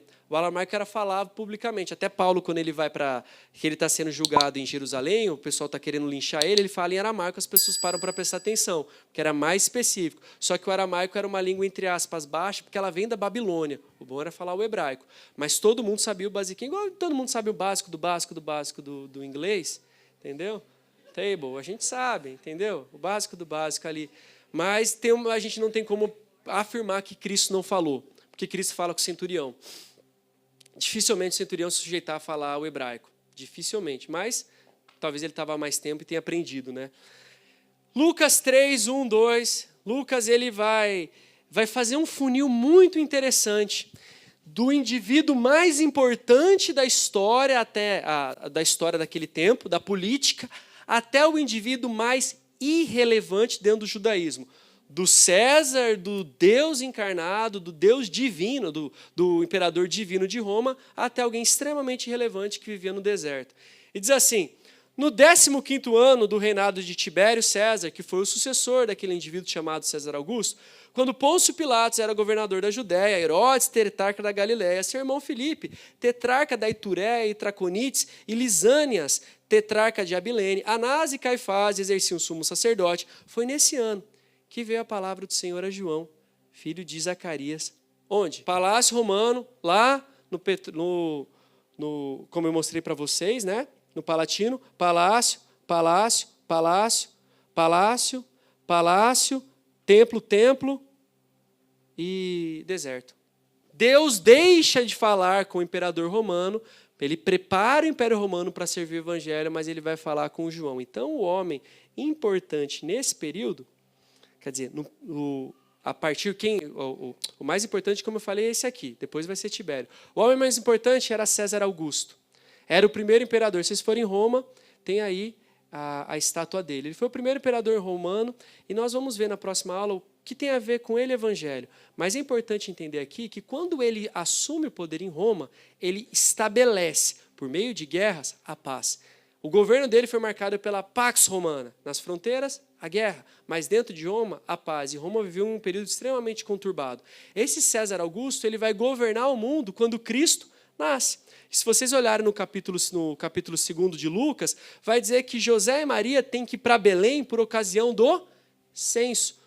Por ocasião do censo que César Augusto de Roma estabeleceu em todo o império, o casal se move para Belém para cumprir a profecia de que viria de um sucessor de Davi, um belemita, o Messias. Se Deus não tivesse usado César Augusto naquele momento, a profecia deveria ser cumprida depois. Mas Deus moveu aquele homem a levantar um censo, inclusive numa região que ele mal conhecia, e nisso José volta para sua família de origem e Cristo vai nascer cumprindo a profecia. Está vendo? Deus usou Ciro, Deus usou Nabucodonosor e usou esse homem, César Augusto. Depois dele, se eu não me engano, seu neto, Tibério César, ele é o segundo imperador romano, extremamente autoritário, e ele é o imperador na época do ministério de Cristo. Quando Cristo pregou, viveu, morreu e ressuscitou, o imperador era Tibério César. Se vocês repararem, César e César, não existia a palavra imperador naquela época. Existia o conceito de César. Aqueles que eram da linhagem de Júlio César, que foi o último ditador antes do império, eram Césares. Então, eu sou filho de César, eu sou um César. E o meu neto, o próximo imperador, é um César. Então, César é traduzido como imperador. Se você olhar na tua Bíblia, tem uma passagem que diz, dai a... Poderia ser traduzida, dai ao imperador o que é do imperador. Então, César é sinônimo de imperador. César Augusto I, Tibério César, o segundo. Aqui também tem Pôncio Pilatos, que ele lava as mãos diante de Jesus, né? Vocês sabem o que significa lavar as mãos? Todo o grande debate que tinha quando alguém não via dolo na parte acusada e ele respeitava o julgamento, respeitava as partes, ele simbolicamente lavava. E até hoje a gente fala, né? Lavar as mãos para esse problema. Ele lava as mãos e a omissão de Pilatos permite que Cristo seja crucificado. Ele é o responsável legal de Roma para permitir. Além de Pilatos, você tinha o rei Herodes, né? Ele é mencionado nos evangelhos por mandar prender e decapitar João Batista. Durante o julgamento de Jesus, Pilatos o enviou a Herodes, que zombou dele. Filipe, que é o irmão dele, eu por acaso não encontrei imagens, porque esses indivíduos a partir de agora são menos importantes, só que ele edifica uma cidade onde Cristo vai pregar próximo, chamada Cesareia de Filipe. E lá tem a confissão de Pedro, que diz, tu és o Cristo, o Filho do Deus vivo. Aí Jesus fala o seguinte, Pedro, não foi o homem, carne, que te revelou isso, mas foi meu Pai no céu. Ok, entendi, tem uma revelação, ele devolve. Aí ele fala uma coisa, e as portas do inferno, do Hades, não prevalecerão contra a igreja. Se a gente olha o mapa, Jesus sai da Galileia, vai até lá em cima, Cesareia, para Pedro falar isso, para ele responder essa seguinte resposta e voltarem. Mas peraí, Cesareia era importante. Se ele levou o pessoal dias de caminhada, os caras reclamando, imagina a situação. É só para isso que você veio aqui? Aí eu tenho que entender o contexto. Não é só Cesareia de Filipe, era a sede do governo romano. Cesareia tinha o máximo da religiosidade que um judeu abominava. Tinha o templo a César Augusto, aquele primeiro imperador, que era uma divindade. Tinha um templo também, se eu não me engano, a Baal. E tinha um templo, eu acho que a Maloque. Então, existiam templos onde as crianças eram oferecidas para sacrifício. E ele chega naquilo que o judeu acha que é uma representação do inferno. Então, um lugar mais diabólico, de máxima idolatria, é lá. E Jesus leva eles para lá. Quem eu sou? Ah, então as portas do inferno, do que há em Cesareia, não vão prevalecer com a nossa igreja que eu estou colocando em vocês. Aí eles voltam. Provavelmente eles não entenderam, mas eu preciso entender que ele está no máximo de uma religiosidade diabólica, no máximo de uma idolatria política, para levar os discípulos até lá e voltar na cidade edificada por Cesareia de Filipe. O outro que não aparece aqui, que governa o norte, na região de Damasco, né, é Lisânias. Esse aqui é um mapa mais ou menos de como era, então, nos dias de Cristo, a divisão. É muito complicado nós definirmos o que era Israel naquela altura, porque não chamava mais Israel, já era dividido quem era da Galileia, quem era da Judéia. Depois, séculos depois, isso vai se tornar Palestina, essa região. Mas nesse momento, eu vim da Judéia, eu passei pela Pérea, Decápolis. Não tinha essa definição, porque se fosse Israel, teria um rei que governava todas as regiões. Não era assim, eram divididos. Então, o pai de Herodes faleceu e o reino foi dividido entre 4 filhos e nós temos essas 4 regiões. Então, Jesus, ele usa o ministério dele. O ministério dele está focado na Judéia, na Galileia, mas ele se movimenta por essas outras localidades. Quanto mais próximo de Jerusalém, mais judeus tem. Quanto mais afastado, mais gentios havia. E aí nós chegamos num contexto aqui dos 2 sumos sacerdotes. Vocês repararam que a menção de Anás e Caifás, certo? Mas quantos sumos sacerdotes deveria haver? 1. Aí nós vamos começar a perceber que o templo, o lugar que nós romantizamos, era extremamente corrupto. Extremamente corrupto. Então, aquilo que nós olhamos, o templo de Israel, a coisa linda do sacrifício e tudo mais, nós temos a corrupção instaurada dentro dele. Quem era a tribo responsável pelo serviço do templo? Levitas. Até hoje o judeu consegue mais ou menos traçar uma linhagem levítica. Inclusive, se você conseguir provar por meio da tua mãe, você pode ir lá no museu do templo e requerer as vestes sacerdotais, porque quando o terceiro for feito, que está tudo pronto, você vai poder trabalhar lá. Esse é o pensamento do judeu. Então, eles têm mais ou menos entendimento dos levitas. Só que aí nós temos um problema que é o seguinte: quem controlava o templo era um partido político chamado saduceus, que podia ser ou não levitas. E aí a gente tem um problema que 2 sumos sacerdotes existiam naquela época. É mais ou menos como o Papa. Vocês sabem que quando um Papa é deposto ou ele sai do cargo, ele não deixa de ser Papa, né? Então, a gente tinha agora o Francisco, que antes dele era Bento XVI, Joseph Ratzinger, né? Então, ele continuou sendo Papa. Ele não deixou de ser Papa. Ele era jubilado. Posso te falar, sabe quem organizava, quem mandava dentro da estrutura conservadora da Igreja Católica? Bento XVI. Então, nós olhávamos, víamos o Francisco, mas quem mandava mesmo era Bento XVI. Na parte conservadora, ele era um cara extremamente intelectual, muito mais que o Francisco, ele era responsável. À medida que ele morre, o Francisco consegue fazer algumas medidas que não concordam com o cristianismo. Por quê? Porque aquele que mandava, ele faleceu, mesmo estando aposentado. Nesse momento, tinha Anás e Caifás. Anás, ele tinha que estar quieto, tinha que ter morrido, tinha que ter feito alguma coisa, porque ele foi deposto, ele era corrupto. Só que ele estava mandando no sucessor. E ele vai lá, ele faz parte do julgamento de Cristo, ele estava mandando no sucessor, que não era o filho dele, era o genro. Você acha que o genro dele vai discutir com ele alguma coisa? Ele era sumo sacerdote.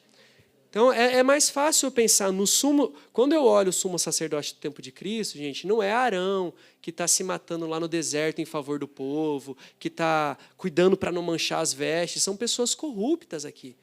São pessoas corruptas, entende? Então, Deus, a voz de Deus, passa por Anás, que não ouve. Passa por Caifás, que não ouve. Só uma figura de linguagem. E vai chegar em João. Antes dele, quem ouviu? Zacarias. De Malaquias, a última profecia a respeito da vinda do Messias, a voz de Deus não fala com ninguém, a não ser com Zacarias no templo. No serviço do templo, o anjo aparece para Zacarias e fala que vai dar um filho. Por que não apareceu para Anás? Corrupção. Por que não apareceu para Anás nos dias de Zacarias? Por que não apareceu para Caifás nos dias de João Batista? Não, ele passa por esse e vai encontrar João Batista no deserto. A corrupção sacerdotal tinha instaurado. Então ele teve um papel central na conspiração para prender Cristo, alegando que convém que o homem morra pelo povo, até que nós chegamos aqui em Zacarias. Zacarias é quem vai ouvir do Senhor, né, que vai receber um filho, que esse filho vai ser criado. A importância de Zacarias é ter esse homem, João Batista. João Batista, ele volta então ao profetismo, ele volta a profetizar. Se vocês repararem, Cristo só inicia propriamente dito o ministério dele depois que Zacarias morre. Existe uma transição ministerial. Para que Cristo pregasse fluentemente o que veio antes dele, teve o Elias e Eliseu. Ele teve que deixar o ministério para que Cristo fosse evidente para ter essa transição. Qual a grande relevância de João Batista? Ele foi o último homem a estar na antiga aliança, porque ele morre antes de Cristo firmar. Então, ele é o último referencial da antiga aliança. E ele está profetizando como? Eu posso resumir a lei entendimento de Paulo, que a lei aponta para a graça, quando eu vejo João Batista, o último profeta da lei, apontando para Cristo como Cordeiro de Deus. A lei serve para isso. A relevância de João Batista vai ser, ele dá o mote, o centro da pregação de Cristo, que é o batismo por arrependimento do pecado, e a prática propriamente do batismo. Pessoal, mais alguma dúvida? Está dando para construir? Por favor.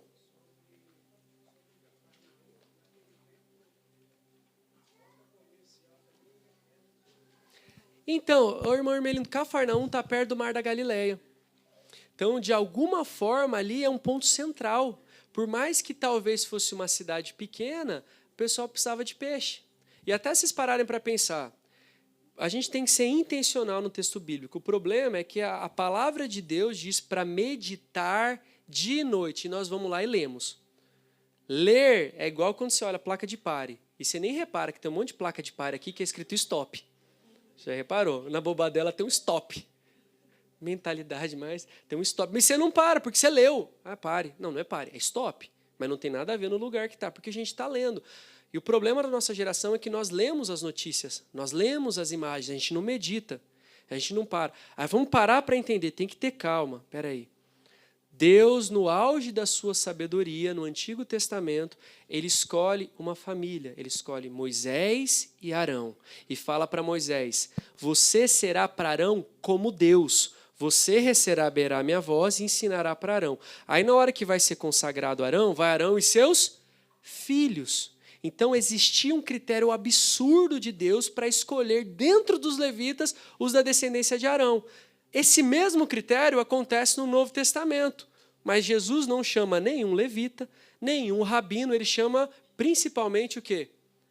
Pescadores. Espera aí, o meu Deus que foi tão criterioso com Arão, que mandou matar os filhos dele, que as vestes no deserto, onde não havia água para lavar, não podia ficar suja, agora ele virou do povão e está chamando pescadores? Não, sejam intencionais. Mentalidade naquele tempo extremamente limitada.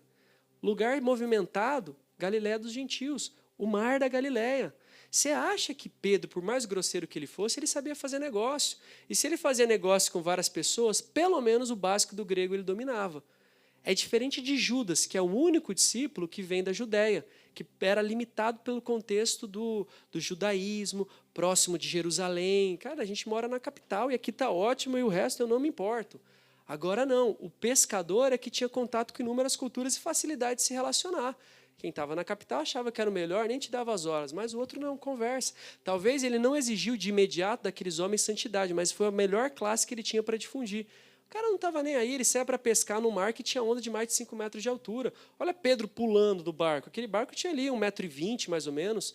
Não era uma canoinha, porque era um pescador, ele sabia lidar com as dificuldades. Então ele escolhe tão precisamente quanto a família de Arão aqueles que vão ser seus discípulos, tá? E Cafarnaum, Tiberíades, né, estavam tudo naquela região.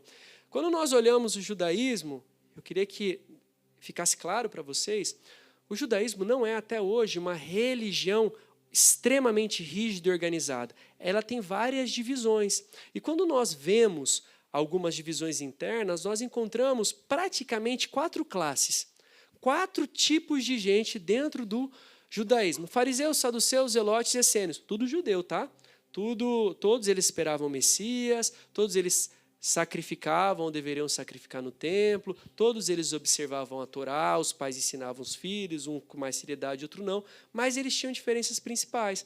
Quando nós vemos os fariseus, vocês podem reparar, incomoda o indivíduo farisaico no Evangelho, não incomoda? Mateus 23 é a única vez que Cristo se direciona para uma classe de pessoas chamando elas de hipócritas. É basicamente Cristo falando um palavrão, que ele é muito comedido quando ele critica alguém. Ele só critica em Mateus 23, os fariseus e os mestres da lei, porque são hipócritas, eles ensinam o que eles não vivem.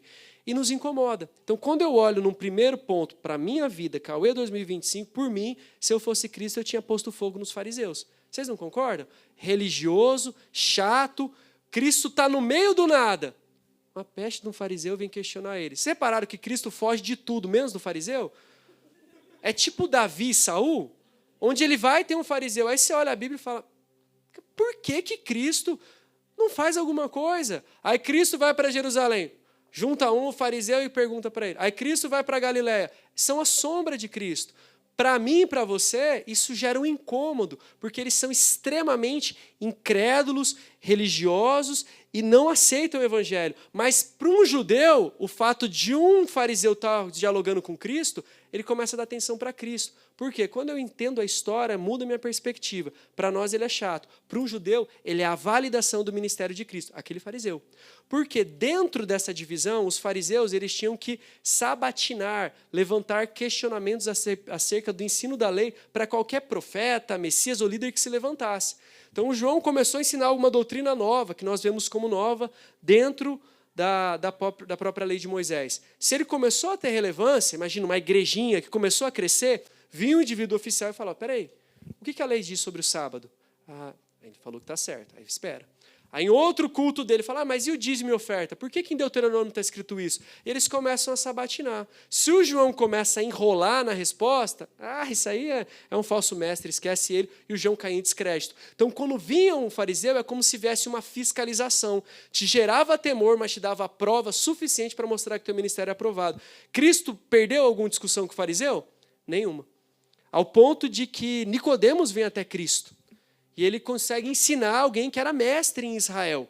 Ele ensina Nicodemos. Paulo, sendo um mestre que cresceu aos pés de Gamaliel, que era um dos principais mestres na história do judaísmo, ele se converte ao Cristo. Jesus vence o judaísmo, mas esse embate prova a validade do ministério dele. Então, para nós que éramos chatos, para um judeu, fala, os caras saíram lá de Jerusalém e ele venceu na discussão. Eu quero ouvir esse cara então, deixa o fariseu e nós vamos ouvir até ele. Está vendo que os fariseus dão uma validação teológica para o ministério de Cristo? Aí Cristo em Mateus 23, cansado disso, ele fala, vocês são hipócritas, vocês colocam fardos leves que nem vocês carregam.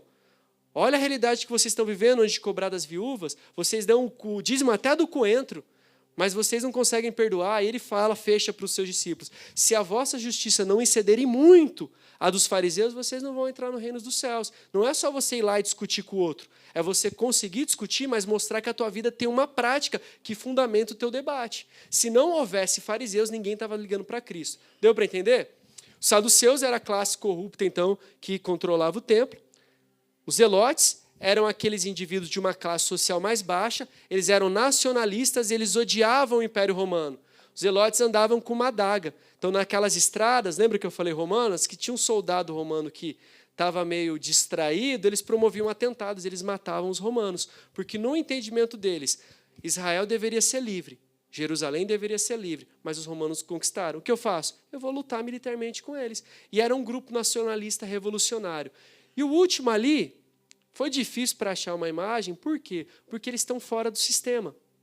As próprias rasuras são muito limitadas, então é uma ideia de uma comunidade que vivia no deserto, uma comunidade de essênios.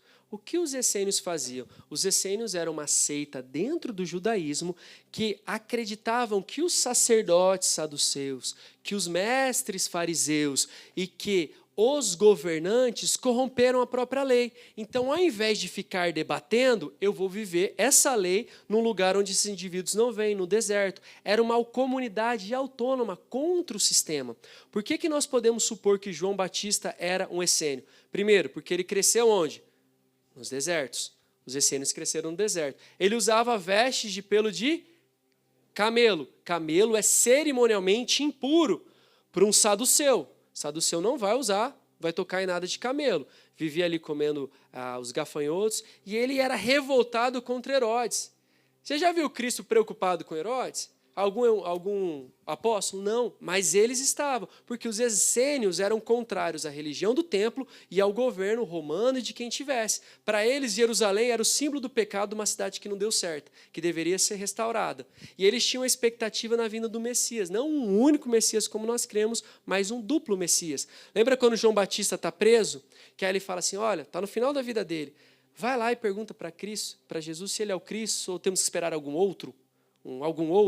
Ele é o Cristo ou ele é o segundo? Porque tinha um Cristo que seria um Messias, que seria político, substituto de Davi, que traria paz militar e política a Israel, mas um segundo Messias, que era sacerdotal, que ia purificar o templo. O primeiro restauraria o governo do palácio, segundo Davi, e o segundo restauraria o templo. Aí ele quer saber, esse Jesus não vai sacrificar no templo, não fez nada com os saduceus, esse Jesus não faz nada com os herodianos, você é o Messias mesmo? Ou tem que esperar outro? Qual o Messias que você é nessa lógica? Aí Jesus muito seriamente responde para ele, aquela parte da pregação de Isaías, né? Os cegos veem, os coxos andam, não lembro se eram os pobres, é pregado o reino dos céus. Aquilo de maneira satisfaz ele, mas a revelação que ele tinha é de Jesus como um cordeiro, não como Messias. Essa comunidade, ela contribui para nós na história, porque eles têm o acervo mais bem guardado, mais antigo, de manuscritos bíblicos. Nós não temos acesso ao original que foi escrito por Esdras ou até por Mateus. O original nós não temos. Nós temos inúmeras cópias. E nós juntamos as inúmeras cópias e conseguimos ver uma mensagem coerente. Eles têm do Antigo Testamento. Então foi encontrado na década de 70, se eu não me engano, 47 ou 70, mais ou menos assim, 40 ou 70, os manuscritos de Qumran que foram guardados pelos essênios. Como não chove naquela região do deserto, a umidade é muito baixa, os manuscritos foram preservados. E por causa deles, da observância que eles tinham, a gente consegue supor realmente nessa valorização da palavra, e eles tinham inúmeros tanques batismais. Lembra que João Batista fazia o quê? Batizava. Então, você chega nas ruínas, tem inúmeros tanques, porque eles batizavam, que para entrar na seita, tinha que ser o batismo de arrependimento para perdão dos pecados, como João Batista. Não dá para nós encaixarmos João Batista em nenhum dos outros 3 grupos, a não ser dos essênios. Aqui é um esboço que eu, de certa forma, passei por ele, né? Só para que nós entendamos, está no seu slide para você ver melhor. Uma diferença importante aqui entre esses dois, que são os que mais aparecem, os fariseus eles são os que controlam a sinagoga. O ensino é propagado pelos fariseus e o serviço do templo pelos saduceus. Fariseus criam na ressurreição, saduceus não criam na ressurreição. Por isso que um saduceu chega para Cristo e fala, olha, e uma mulher que o marido morreu, e ela casou de novo, e outro marido morreu, a coitada, né? Perdeu inúmeros maridos. De quem ela vai ser? Aí Jesus responde, Deus é Deus de Abraão, Isaac e Jacó. É isso, né? Deus de Abraão, quer dizer, ele não é Deus dos mortos, é Deus dos vivos, então a ressurreição existe. Os saduceus não criam na ressurreição, já os fariseus. E aí a gente tem que perceber, quando nós entendemos a função histórica dos fariseus, nós temos que perceber que eles não eram negativos, eles eram positivos, apesar de chatos. O ensino de Cristo está muito próximo ao ensino farisaico. A diferença é que ele praticava. Jesus nunca critica o ensino farisaico, ele critica a prática farisaica. A doutrina, presta atenção, a doutrina na antiguidade validada, então surgiu um profeta, alguém que estava ensinando, uma doutrina validada, ela era a soma da ortodoxia com a ortopraxia. Deu para entender? Ortodoxia e ortopraxia. Uma doutrina igual, ortodoxa, a doutrina ensinada, falada, e a ortopraxia, uma praxe, um modo operante. A doutrina validada era um ensino teórico que tivesse sentido numa prática. Então, um indivíduo, para ele ter a doutrina aprovada, ele tinha que falar e praticar. Os fariseus falavam e não praticavam. Ele repreendeu o ensino dos fariseus? Jamais. Era a ausência de prática. Então, o ensino farisaico você vai encontrar muito em Cristo. Nós temos 3 grupos aqui, então, que eles compõem a etnia do que era Israel, a Judéia, a Galiléia naquele tempo. São os 3 grupos centrais, samaritanos, judeus e gentios. Lembra dos samaritanos? Aquela mulher samaritana? O que ela pergunta para Cristo? Qual a questão dela? Onde nós devemos adorar? Porque no período dos reis estava difícil demais descer para Jerusalém para adorar. Eles criaram uma alternativa. Tem um outro monte aqui, tão alto quanto o Monte Moriá. Vamos adorar aqui também. E eles começam a adorar no Monte Gerizim. Depois disso daí vai vir a ruptura, os povos do norte são atacados pelos assírios, se torna a Galileia dos gentios, as tribos se perdem, os do sul depois vão se perder com os babilônicos, e aí quando volta, os samaritanos estavam miscigenados, era um grupo misturado etnicamente. Não era um grupo mais coerente, que aquele que vai para o exílio vai ser preservado. Vem uma família de judeu, vai para lá e volta. Mesmo que tenham voltado aos poucos, eles ainda tinham uma unidade. Os que sobram no norte, eles vão ser todos miscigenados, é um bando de gente misturada. E ela tinha uma crise muito boa. Olha, a minha família ensinou que é no Gerizim. Mas é em Sião, é no Moriá, onde que eu tenho que adorar? A resposta de Cristo está fora da antiga aliança. Ele fala, olha, nós adoramos quem conhecemos, então convém que continue sendo Sião. Mas vai chegar o tempo, e a hora já vem, que o Pai procura os que adoram o Espírito e em verdade. Ela fica tão feliz que ela entende que não tem mais respeito com o templo, tem respeito com o espírito dela. E Jeremias 29, quando o povo está lá no exílio da Babilônia, Deus fala, vocês me buscarão, me encontrarão quando me buscarem de todo seu coração. Jesus está reafirmando o que Deus tinha dito no exílio. Olha, esquece o templo e os montes, o importante é o teu espírito. O meu Pai, o nosso Pai, procura aqueles que adoram o Espírito em verdade. Esquece o Gerezim, esquece o Monte Sião, e essa mulher tem revelação e ela vai começar a pregar a partir para Cristo, né? Pregar o Evangelho. Os judeus, mais ou menos desse jeito aqui, sempre com as cabeças cobertas, né? Judeus, você imaginar um judeu, a gente está trabalhando. O judeu está trabalhando. E isso é muito bonito. E isso influenciou a igreja a partir dos protestantes, porque não influenciou os católicos. O sacerdote católico, como os gregos, ele via que o trabalho era coisa de gente que deveria ser punida, de gente de classes baixas. Então, assim, eu não sou um sacerdote, eu não vou fazer nada que é manual. Eu não vou fazer nada. Então, a Igreja Católica sempre pregou que o sacerdote está voltado para o Senhor e isento de qualquer serviço natural. Já o judeu, ele entende que ociosidade é uma coisa ruim. Olha as cartas de Paulo a Tessalonicenses. As duas, principalmente a segunda. Paulo reclama demais quem está ocioso. Tem algumas passagens que Paulo vai falar, o que rouba, não roube mais, antes trabalhe. O cara está ocioso. Paulo está indignado, porque Paulo era um judeu e ele vê isso no meio dos gregos. O judeu está trabalhando. E esse princípio que eu falei da profissão, nós vimos na escola, né? Se Deus, o principal chamado que nós temos de Marcos 3 é que Jesus chamou-nos para estar com Ele. Qual é o meu chamado? Estar com Cristo. A partir do chamado que eu respondo de estar com Cristo, eu entendo a minha vocação. Vocação, de certa forma, é sinônimo de profissão. Onde eu vou exercer a minha fé e minha prática de justiça? Dentro da igreja? Não somente. Na sociedade, segundo a minha profissão. Então, pensa comigo. É o exemplo clássico da Reforma Protestante. Reforma Protestante, no século XVI, Lutero começa a entender a palavra de Deus de uma maneira diferente dos católicos, e ele começa a desenvolver o conceito de sacerdócio universal de todos os santos. E ele entende que ele, como monge, tinha um sacerdócio. Só que todo mundo também tinha um sacerdócio, por isso que é universal de todos os santos, que era evidenciar Cristo nos seus trabalhos. Então, se eu sou um marceneiro, qual é a excelência da minha adoração? É no culto? Não, é na cadeira que eu faço. E aí você vê, Lutero vai fundamentando isso, fala, cara, você vai honrar Deus, você vai fazer como para o Senhor. Então, quando nós vemos na Alemanha começando a ser reformada, as cadeiras, o indivíduo que era protestante, luterano, por aí, né, que quisesse comprar uma cadeira, ele queria de um protestante, não queria de um católico, eles estavam brigados. Como é que ele sabia que a cadeira era no protestante, não no católico? Ele olhava aqui atrás. Ah, aqui eu vejo, os dois estão envernizados e bem feitos. O cliente olha e tem interesse aqui. Agora eu olho atrás, aquela está mal feita, essa está bem feita. Esse indivíduo é católico, ele faz para o lucro dele, porque para ele é um sofrimento ser marceneiro. Esse indivíduo aqui faz para a honra ao Senhor, porque a vocação dele é ser marceneiro. Olha os Estados Unidos, pobres que saem da Inglaterra, que têm o entendimento de que Deus os vocacionou para ir para os Estados Unidos, chega numa nação horrível, cheio de pântano, cheio de índios e neve, e prosperam lá. Por quê? Porque não fui eu que fui, foi Deus que me mandou. Então, se eu saio de York, eu vou para Nova York, aqui eu sou pobre, mas Deus me mandou, lá eu vou ser o melhor fazendeiro. Lá eu vou ser o melhor trabalhador. A mentalidade muda. E aí vocês olham para o mundo. Países onde passaram por reforma protestante, e essa mentalidade que vem dos judeus for aplicada, são países ricos. Suíça, Holanda, Bélgica, Inglaterra, Escócia. Países que não passaram por ela são países pobres. Irlanda do Sul, Portugal, Espanha, França, Itália, que comparado por exemplo, com a Alemanha e com a Suíça não são. Brasil, Argentina. O mundo é dividido dessa maneira. Países reformados e avivados são países ricos. País onde o catolicismo impregna é país pobre. Porque o católico não existe vocação como prazer para Deus, é como punição. Tá ruim? Porque você merece, você tem que sofrer desse jeito. Você tem que ser Uber, é culpa tua família fez alguma coisa errada. Agora o protestante cara, eu acho que Deus me chamou para ser Uber. Meu carro vai estar o mais limpo, eu vou ser o melhor. Olha a ideia do americano, isso até secularmente se impregnou. O americano perde um trabalho e começa a cortar a grama. Aí ele pega uma casa, pega outra casa. Ele já emprega uma pessoa para trabalhar com ele.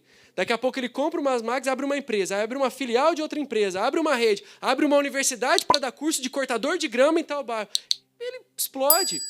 Porque isso é o resquício da mentalidade. Cara, se Deus me colocou como um cortador de grama, como alguém, um jardineiro, eu vou ser o melhor, porque eu faço para o meu Senhor. Consequentemente, eu vou prosperar. É inadvertido isso, não tem como. Já o católico é, meu Deus. É só para vocês para passar esse exemplo. Quando um católico confessa o pecado, qual é a punição? Vai rezar. Reza. Some daqui, vai rezar. Agora o protestante você está assim porque você não rezou. Deus quer o que de você? Isso vem em Lutero, isso ficou 1.500 anos esquecido. Mas na Bíblia é desse jeito. Ide, façam, ganhem, avancem. E aqui os gregos, né? O mundo grego é um mundo sentado, estudando e fazendo academia. Acabou. Jiu-jitsu também, né? Vamos lá. Por quê? O grego, como a Igreja Católica vem, isso vai para a Idade Média, essa influência, o grego não gostava do trabalho. O laboral, sofrimento, o próprio conceito de trabalho é um conceito de punição. Então, a labuta, o labor, o sofrimento, o labor, isso aí é assim, vamos punir o indivíduo, põe ele para trabalhar. O grego, você vê aquelas estátuas dos gregos, eles estão sempre nus. Estão sempre com um corpo bonito. Por quê? A vida de um grego normal se dividia entre discutir política e filosofia e ir para a academia. Só isso. Ele tinha escravo para trabalhar para ele. Você acha que eu vou ajudar o outro a limpar as coisas aqui? Eu tenho que discutir a filosofia do mundo. Isso dá um enriquecimento intelectual absurdo que o cristianismo se aproveita. Mas é totalmente oposto à prática judaica. E aqui é um exemplo deles aprendendo, né, um avanço filosófico e até acadêmico, né, do esporte muito grande. Aqui tem no conteúdo de vocês uma divisão, nós vamos passar por tudo isso daí, né, vamos pular essa parte, mas a divisão dos 3 povos. Dá para a gente continuar? Pode ser? Não vou me prolongar muito não, vou até pular aqui porque estava escrito intervalo, tá bom? Vamos aqui que esse aqui é rápido, tá? Para a gente fechar então a nossa aula hoje, deu para entender esse contexto, às vezes maçante, às vezes você pode olhar e falar, cara, isso não tem nada a ver com a minha realidade, mas o resumo é, o meu Senhor trabalhou na humanidade, no mundo.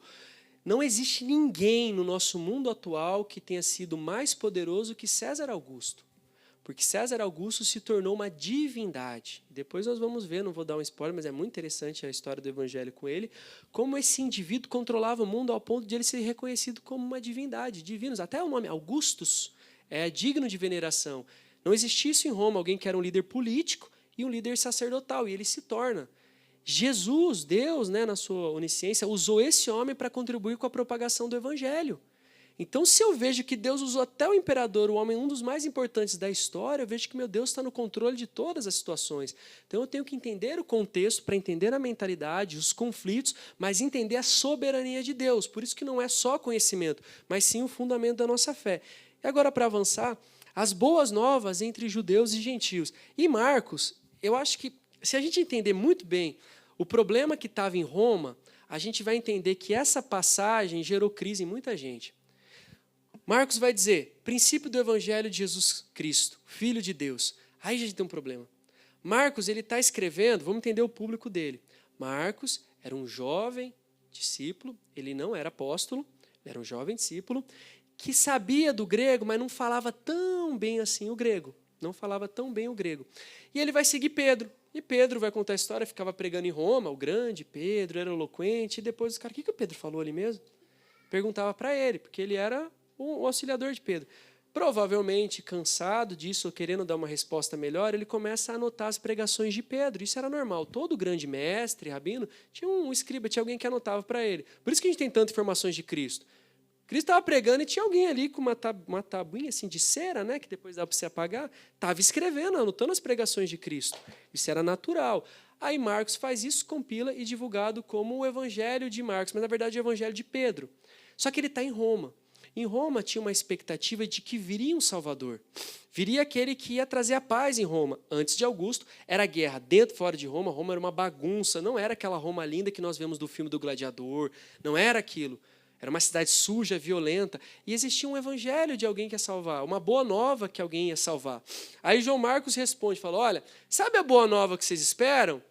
De César, que nasceu e governa vocês? Não, a boa nova é Jesus Cristo.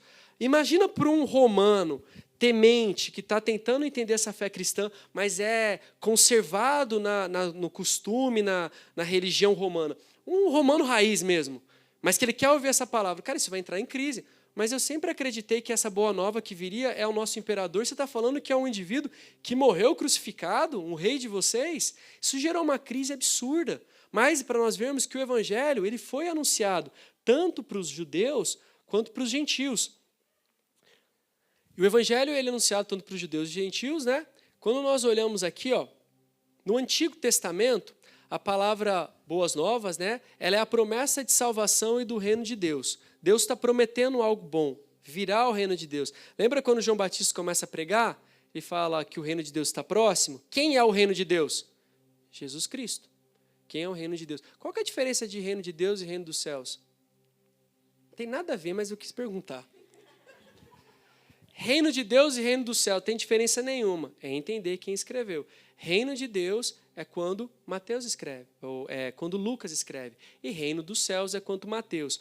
Lucas é um gentil, ele é de fora da aliança. Ele pode falar o nome de Deus. Então é reino de Deus. Mateus cresceu como judeu. Por mais que ele se convertesse, ele jamais ia ter insanidade de falar o nome de Deus. Então é reino dos céus. É a mesma coisa. Só que eu entender a origem, por que essa diferença, eu entendo o público-alvo e o escritor.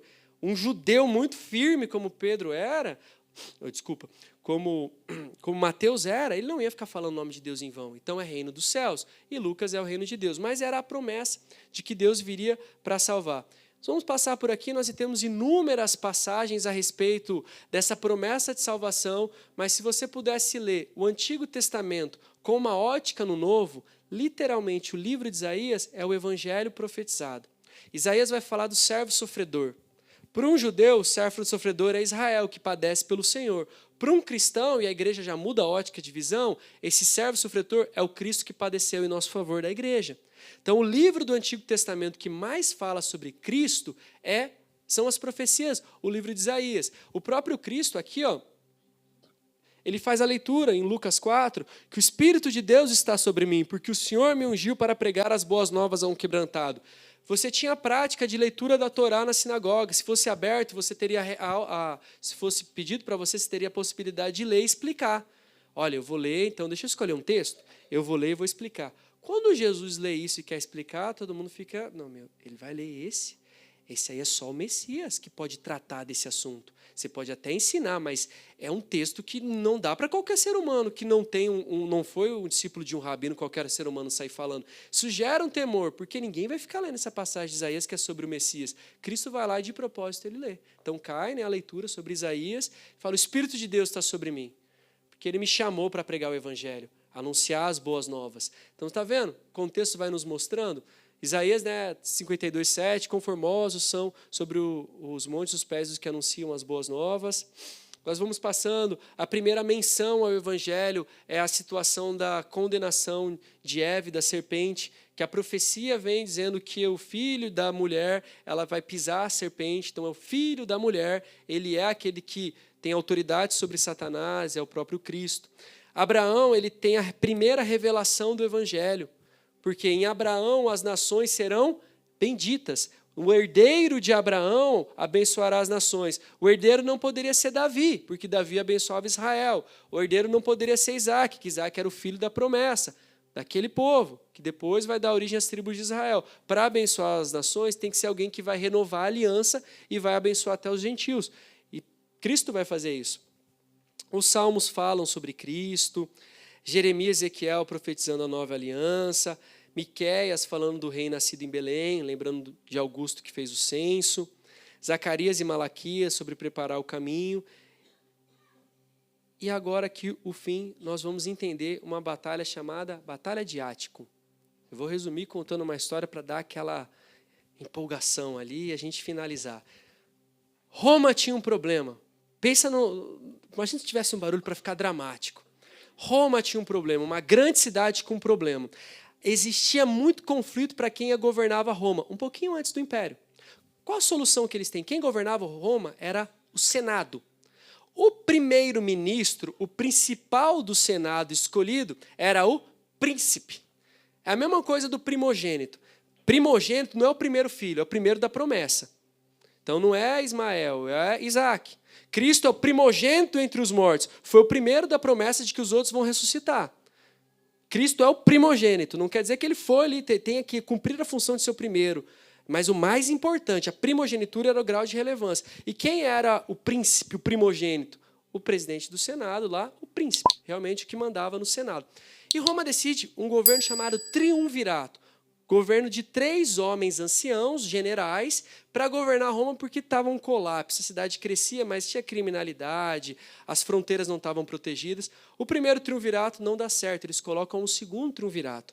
E sobram desse triunvirato, desse governo de 3 generais, sobram 2, que é o caso do nosso César Augusto, né, e Marco Antônio. Só que vocês que já leram Shakespeare, provavelmente, né, já leram, tem ali, eu li.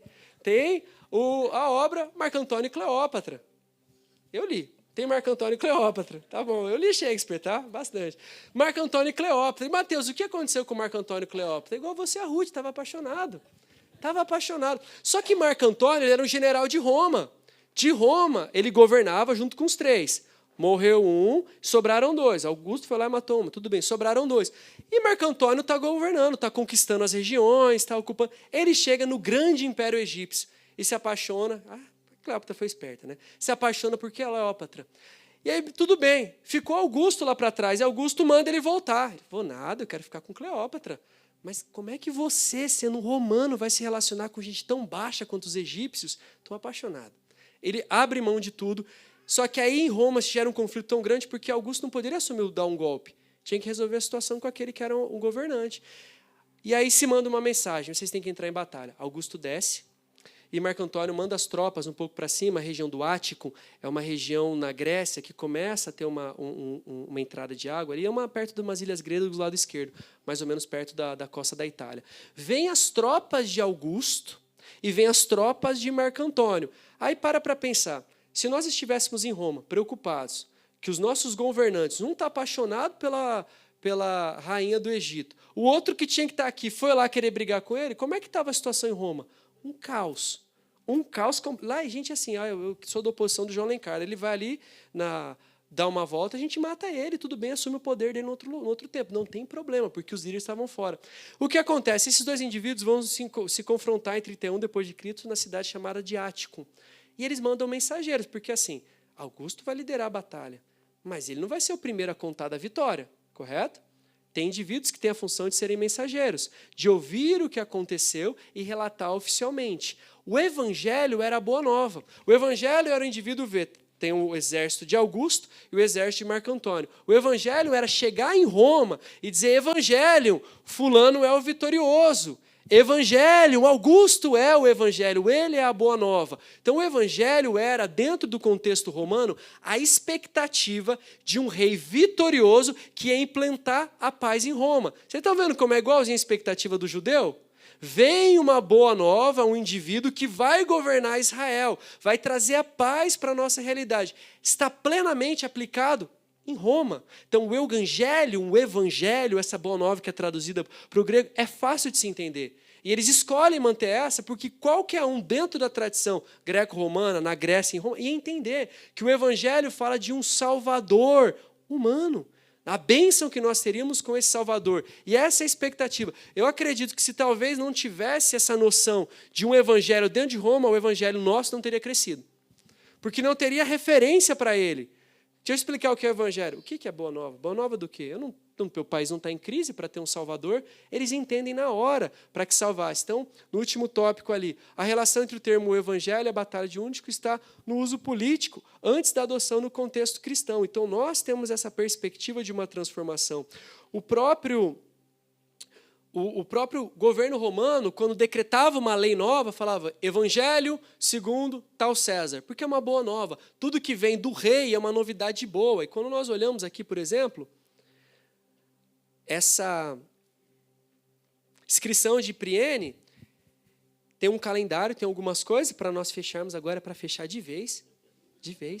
Está escrito em grego o seguinte, isso é uma escrita baseada num testemunho de um sumo sacerdote que não tem nada a ver com o cristianismo. Está escrito assim, pareceu bem aos gregos da Ásia, na opinião do sumo sacerdote Apolônio, de Menófilo Azanito, visto que a providência, a qual ordenou todas as coisas, está profundamente interessada em nossa vida, colocou na mais perfeita ordem aos nos conceder Augusto. Quem é Augusto? Imperador. Augusto, a quem ela encheu com toda a virtude, de forma que ele possa beneficiar toda a humanidade, enviando-o como Salvador, tanto para nós quanto para os nossos descendentes, de forma que ele conseguisse acabar com a guerra e organizar todas as coisas. E visto que ele, César, imperador, pela sua aparição excedeu mesmo as nossas esperanças, ultrapassando todos os benefícios prévios e nem mesmo deixando a prosperidade de qualquer esperança de ultrapassar o que ele fez, e visto que o dia do nascimento do Deus Augusto foi o princípio do Evangelho para o mundo romano esperava a vinda de um Salvador. E a grande revelação de Marcos, está certo, ele vem, mas não é César Augusto. Não é César Augusto, é Jesus Cristo.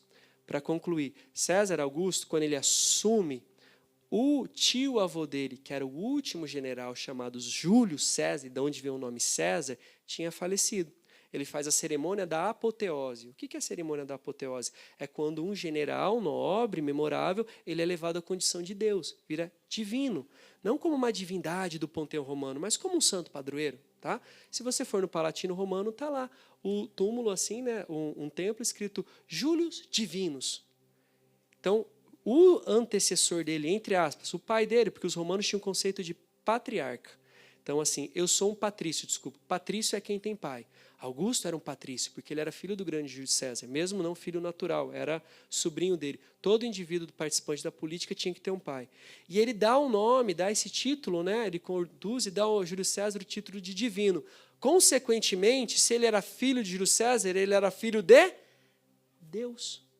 Augusto cria que era uma divindade, cria que o pai dele era uma divindade e tudo que ele fazia bom era um evangelho, porque ele é filho de Deus. Qual que é a revelação de Cristo na Judéia? A mesma coisa. Filho de Deus que prega o evangelho, literalmente a mesma. A grande excelência da similitude, da igualdade, da semelhança, não é de Cristo com o Antigo Testamento, mas de Cristo com a religiosidade romana. Então Deus permite que o romano se perca nessa religiosidade para revelar negativamente o que depois ele vai revelar positivamente em Cristo. Amém? Deu para entender? Agora todo mundo pode ir lá passear em Roma e entender isso daí. Olha, isso aqui não é o Deus correto, entendeu? Esse, o Filho de Deus, não é esse Augusto que está no Vaticano. Mas quando ele chega, o Evangelho chega, ele tem todas essas referências para avançar, porque os romanos já criam. Amém?